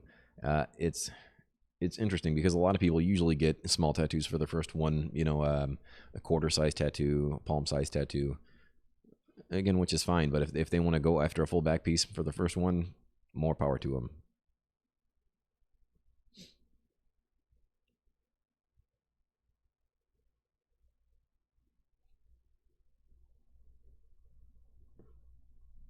Yeah, right. It's weird that the whole tattoo therapy thing and it works both ways. Like I have a lot of people come in, and it's not just me; it's every tattooer. Like we'll have clients come in, and then they just tell you about what's been going on in their life. Like some people like to, like I had this guy recently, great guy, but he was just going through a divorce. He was going through a lot of stuff. He ended up losing like this dog training facility that he had, so he was just going through a lot. So it I don't mind it a bit. I think it's nice when these people can get it off their chest, or they don't have somebody that they can talk to. Again, they're going through a divorce, so they don't have their wife anymore to talk through those problems with. So I'm there to listen, to lend an ear. You know what I mean? Since we're in the chair for 6+ hours, I don't mind being that ear.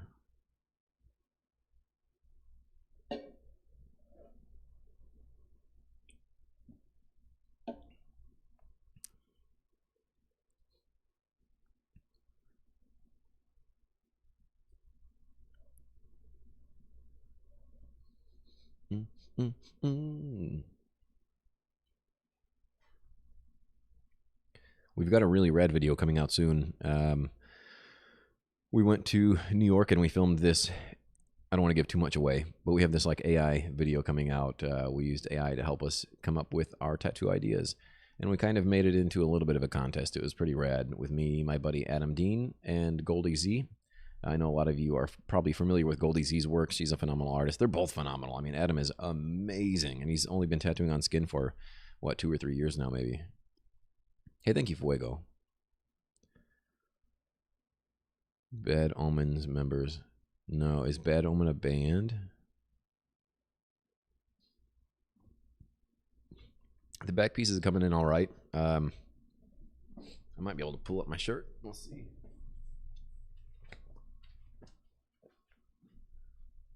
I don't know if you guys can see that or not, or if the brightness is too much.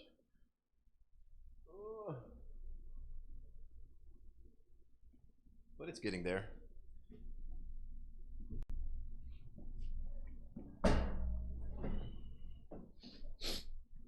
Any tips, Aiden?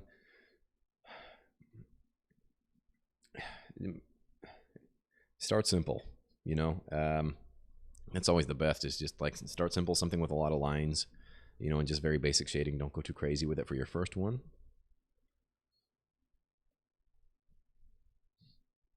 I personally be giving out some crap advice though.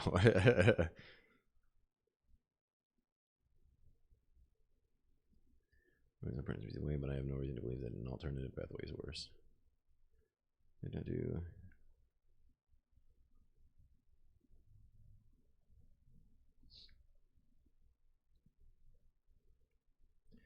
Hands-on is always going to be better than videos. I try to give out as much knowledge as possible, but nothing is going to beat having somebody here with me in the room where I can physically take over their machine and maybe show them a different way to work something. Having that back and forth conversation, you can't beat it. I mean, you can follow somebody along, but maybe things get lost in translation. So again, it's very hard to beat in-person learning. Again, just my opinion, but I firmly believe that. Yeah, and Andy, you've got a great point there. It's like because some of these people that are watching YouTube videos are just in their bedroom. You know what I mean? Like cross-contaminating things left and right. Does the tattoo numbing cream really work? Because my artist told me to get it for my back because I had to make her stop. Yeah, I would just use what the tattoo artist suggests, because there's a lot of numbing creams out there that can mess with the skin. They can contract the skin, and when the tattoo heals, it retracts, and it can cause some like lines running through the tattoos and some other stuff. So it's a lot of times it just makes the tattoo heal bad, but not for all of them. Yeah, exactly, Dragon. We just Bob Ross this together. That's what we do.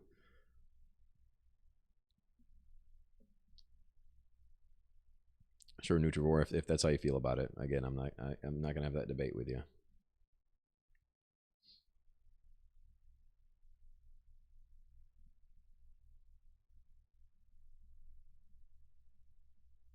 I got the kind you had. Right on. Yeah, I think that stuff works wonderful. I just had to leave it on for an hour ahead of time before the tattoo, so it gave it plenty of time to become numb. And there's actually a spray that works really well too. It's a little bit better than Bactine, but you use it, after the skin's been broken open, and then it numbs it up pretty good.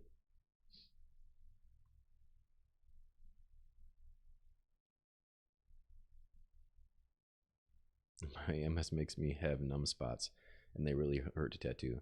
But if they're numb, then how would they hurt?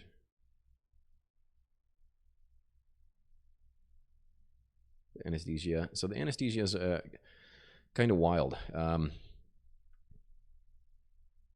I'm definitely not the kind of person to say that you have to earn a tattoo. I mean, especially if you have a lot of tattoos. I think that's kind of I don't know. Sometimes I'll hear people say that, don't use numbing cream or don't get anesthesia because you got to earn these. You got to earn them, bro. But then, it's like they'll get tattooed for 6 hours and be like, hey, do you have any of that numbing sauce?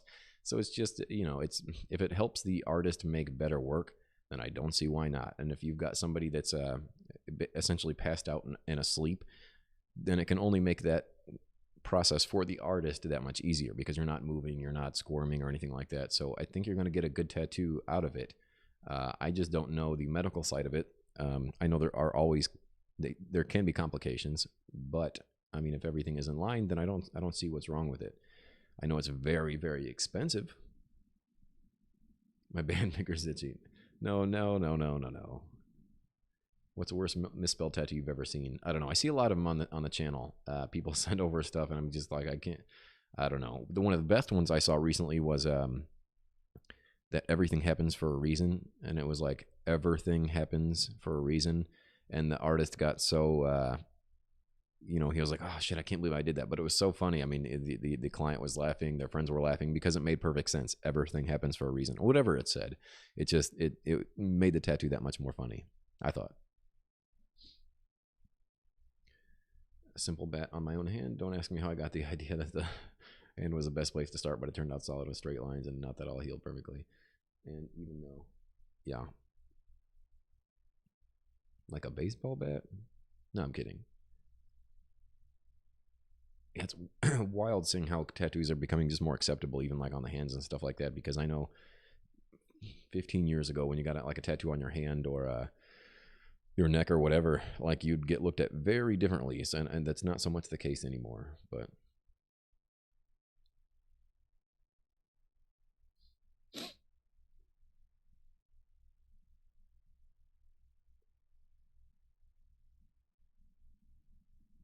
yeah, Mushroom Express typically because you end up picking up bad habits that are harder to unlearn. And I'm speaking from personal experience. I was tattooing on my own for about 2 years before I got into a shop, and so there was a lot of things that I was like doing wrong. I would say, or had to take time to unlearn those bad habits.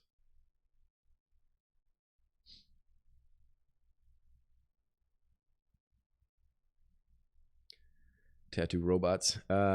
Well, I mean, it'd have to be. I don't know. I'm a firm believer in.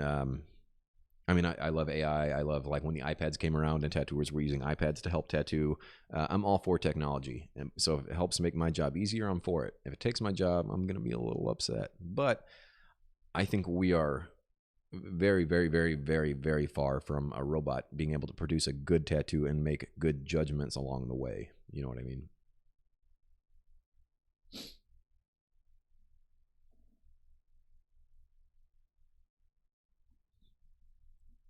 And it's usually a little dangerous because of the inherent risk. There's a reason why you have a specific or tending it. Yeah, absolutely. Yeah, it's definitely riskier than just getting a tattoo. That's for sure.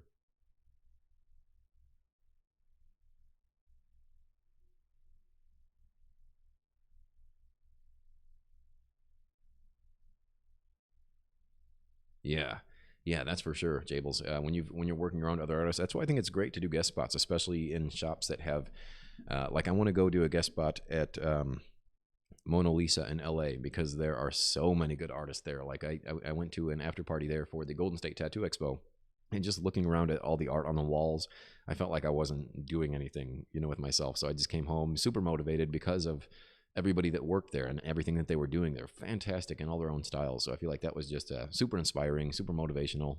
And I think the same could be said about, tattooing on the regular. Like that's why I love the shop that I work at on the daily with all the people that are there. They all do different styles and they do them all so well.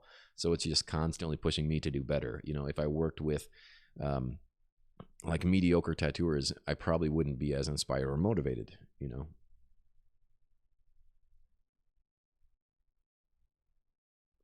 Using AI and then touching up the design to be fully your own. Oh, 100%. I mean, especially when it comes to like landscapes and stuff like that AI does so well. I know Tom used it a couple times, like when we were trying to come up with like a Viking sleeve for one of his clients and stuff like that.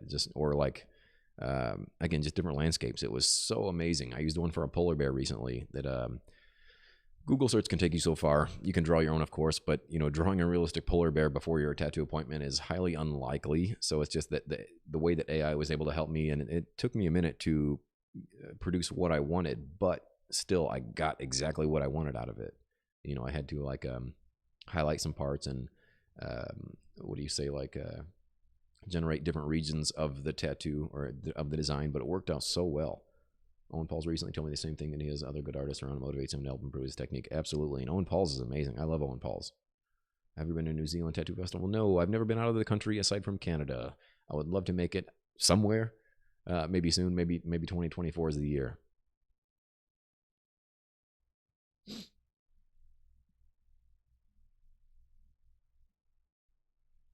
Raspberry jelly is superior. Well, that's debatable. That's something I could debate about. Too many seeds in raspberry jelly.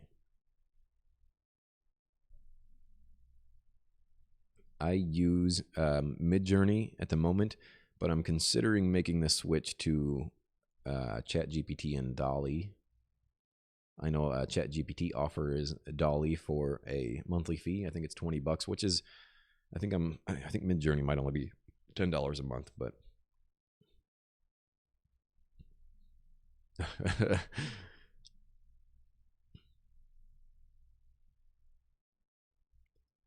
but I think that stuff's it's amazing. I was using it to come up with a golden reflective apple, which again you can make your own, but it might not be accurate. Whereas the AI is pretty solid. So just utilizing it as a tool instead of being afraid of technology, I think is great.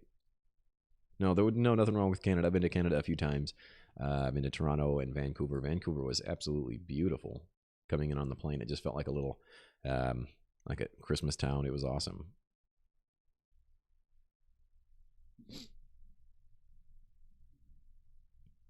Yeah, I've never used DALL-E yet. I want to get on there and try it though. Never thought I'd use AI. Why?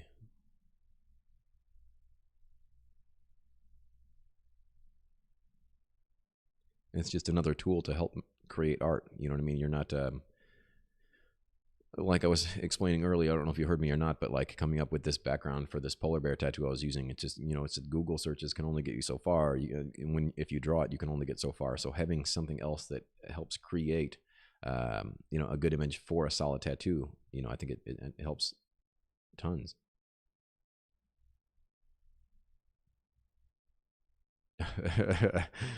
Toronto was fun. I mean, they were both fun. I think I've been to Toronto twice, maybe. But Vancouver is on the, what is it? It's on the ocean, or I don't know. There's a lot of water over there, and it was a very beautiful place.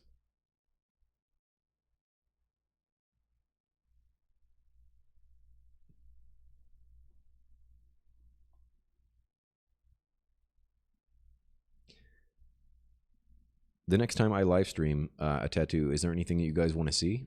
As far as like subject matter, would you rather see something realistic? Would you rather see a different style? Let me know, because I'm down.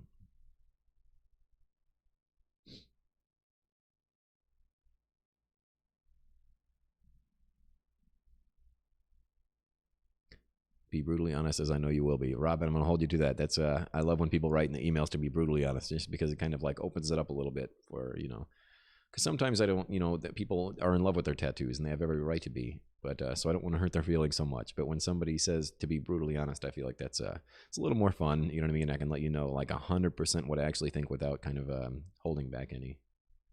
Would you recommend drawing a stencil sketch directly in a fake skin if someone doesn't have the stencil paper or just want to free in a sketch? They do make those purple skin scribes that can work well. I mean, I guess even Sharpie markers could work well for that point.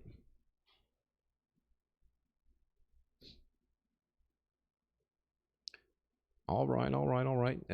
Like a realistic face or a realistic subject of some. I mean, faces I do every day. One of my techniques is to be a whole piece that goes together with itself, and I'm doing 4 seasons. Oh, right on. I mean, AI is helpful. I know I've said it before, but AI is such a helpful tool. A bumblebee, Robin, might be a bit tricky just because it wouldn't be that big, I guess. I don't know. I don't know how I feel about a bumblebee. I do love bees, though. Bees are my favorite.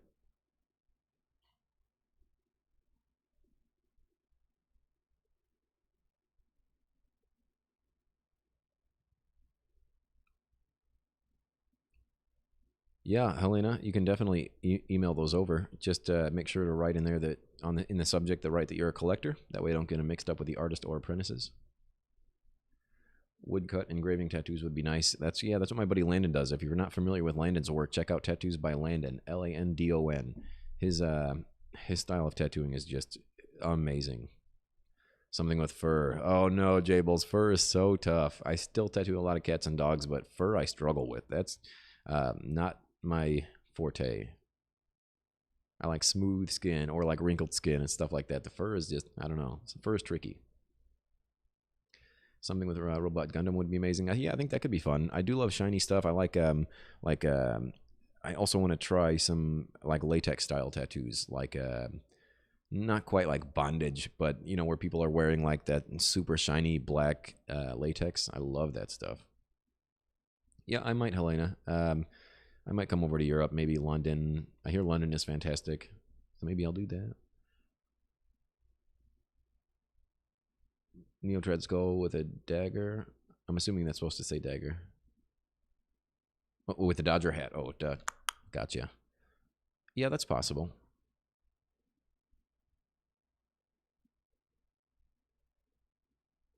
Oh, right on, Robin. That's sweet.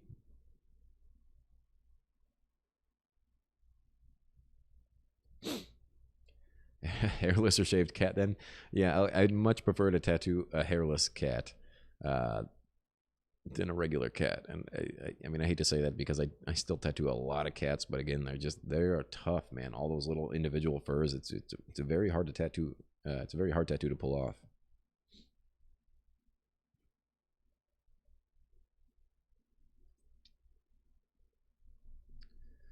Realistic plant, maybe. Come to Russia. We'll give it some time.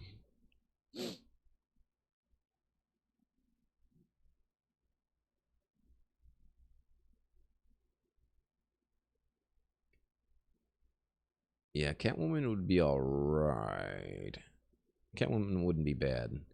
The stitching the stitching's fun. It's a great feature, but as far as like when it comes to tattooing, I feel like it just gets in the way of like something that's fully covered in latex. Like it kind of breaks up the shades a little bit. But I saw this latex glove online recently that looked really dope. So something along those lines.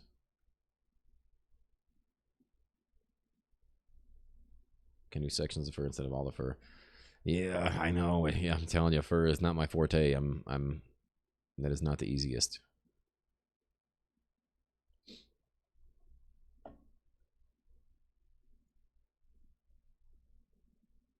And now we're big.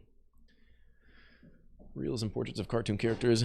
Yeah, I'd consider. My buddy Sad Amish wanted me to do a realistic Bender tattoo, which is kind of weird, since he's a metal robot. I don't know how exactly I'd go about that, but it's a good idea.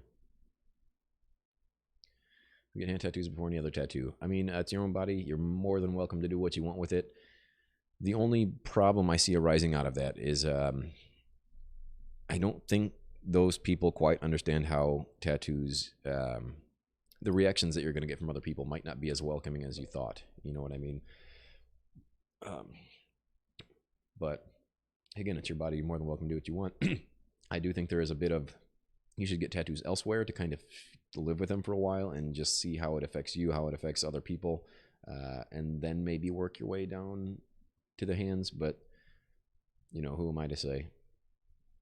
The boots with the fur.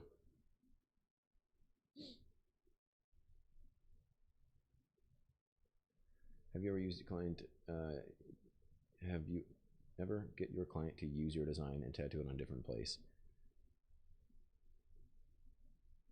You mean, I don't quite understand your question, Mushroom. Yeah, you get $500 million, but you have to do a body suit in realistic fur. I mean, for $500 million, you know, we'll talk about it.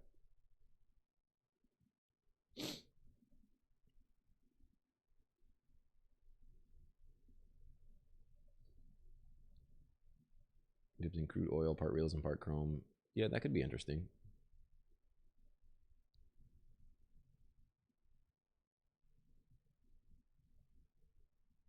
All right, so yeah, I think I'm gonna play in the next one. Hopefully, I can do it sometime this week. If not next Monday, I should be able to do something else. But yeah, I'll look up something realistic. Like I said, maybe like a celebrity's face or something like that. You art from a different artist. That's what I thought, Rammer Time. I just wasn't too sure. I mean, that would be fine if they paid for the art. You know, at that point, they have to pay for the art, and then they can do whatever the hell they want with it. I don't care. If the client runs off with my design, then now we're talking trouble. Have you ever checked out the work of Matt Jordan? Yeah, Matt Jordan does amazing work. I don't think I've met him though. I think he was at a couple conventions I was at a while back, and that's somebody who really puts in the work for their designs. I know he takes he'll get a group of people together and take a photo of them doing something and implement that into a tattoo. So he's really putting in the work as far as designs go. Sean, let me know, man. Or if it's a pastel mural. Yeah, that'd be nuts. I'd like to see that from you. You let me know if you want a patch tattoo. Thank you, Apollo. But I think I'm gonna jump off here in a second. That went a little bit quicker than I expected, but such is a traditional tattoo. They don't take that long. The other ones might be a bit longer. We might be here for like 4 or 5 hours.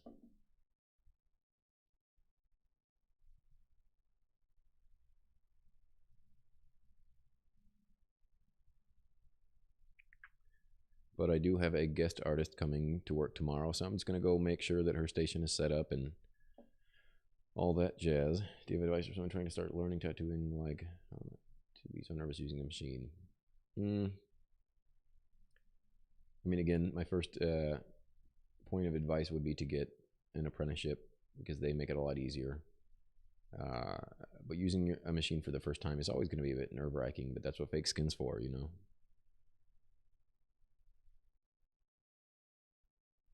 Yeah, of course. No doubt about it.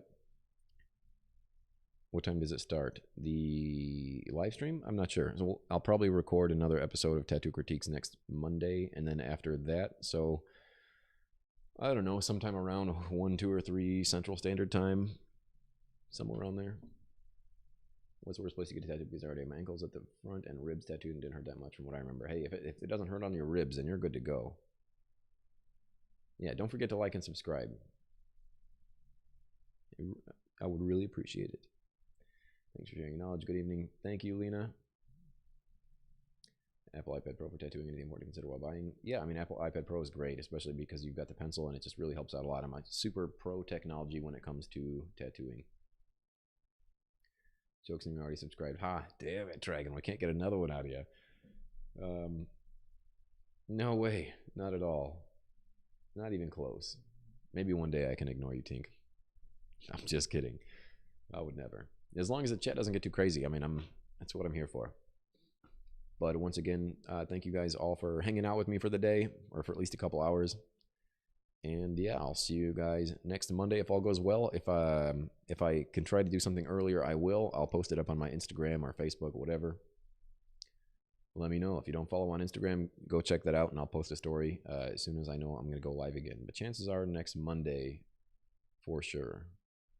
Any shops in Ohio you would recommend? Yeah, Kyle Cotterman's shop. Distinction Tattoo, I think it's called. John Hernandez, good morning, but I'm getting out of here. You need to go to bed. It's 12:53 a.m. Technically morning.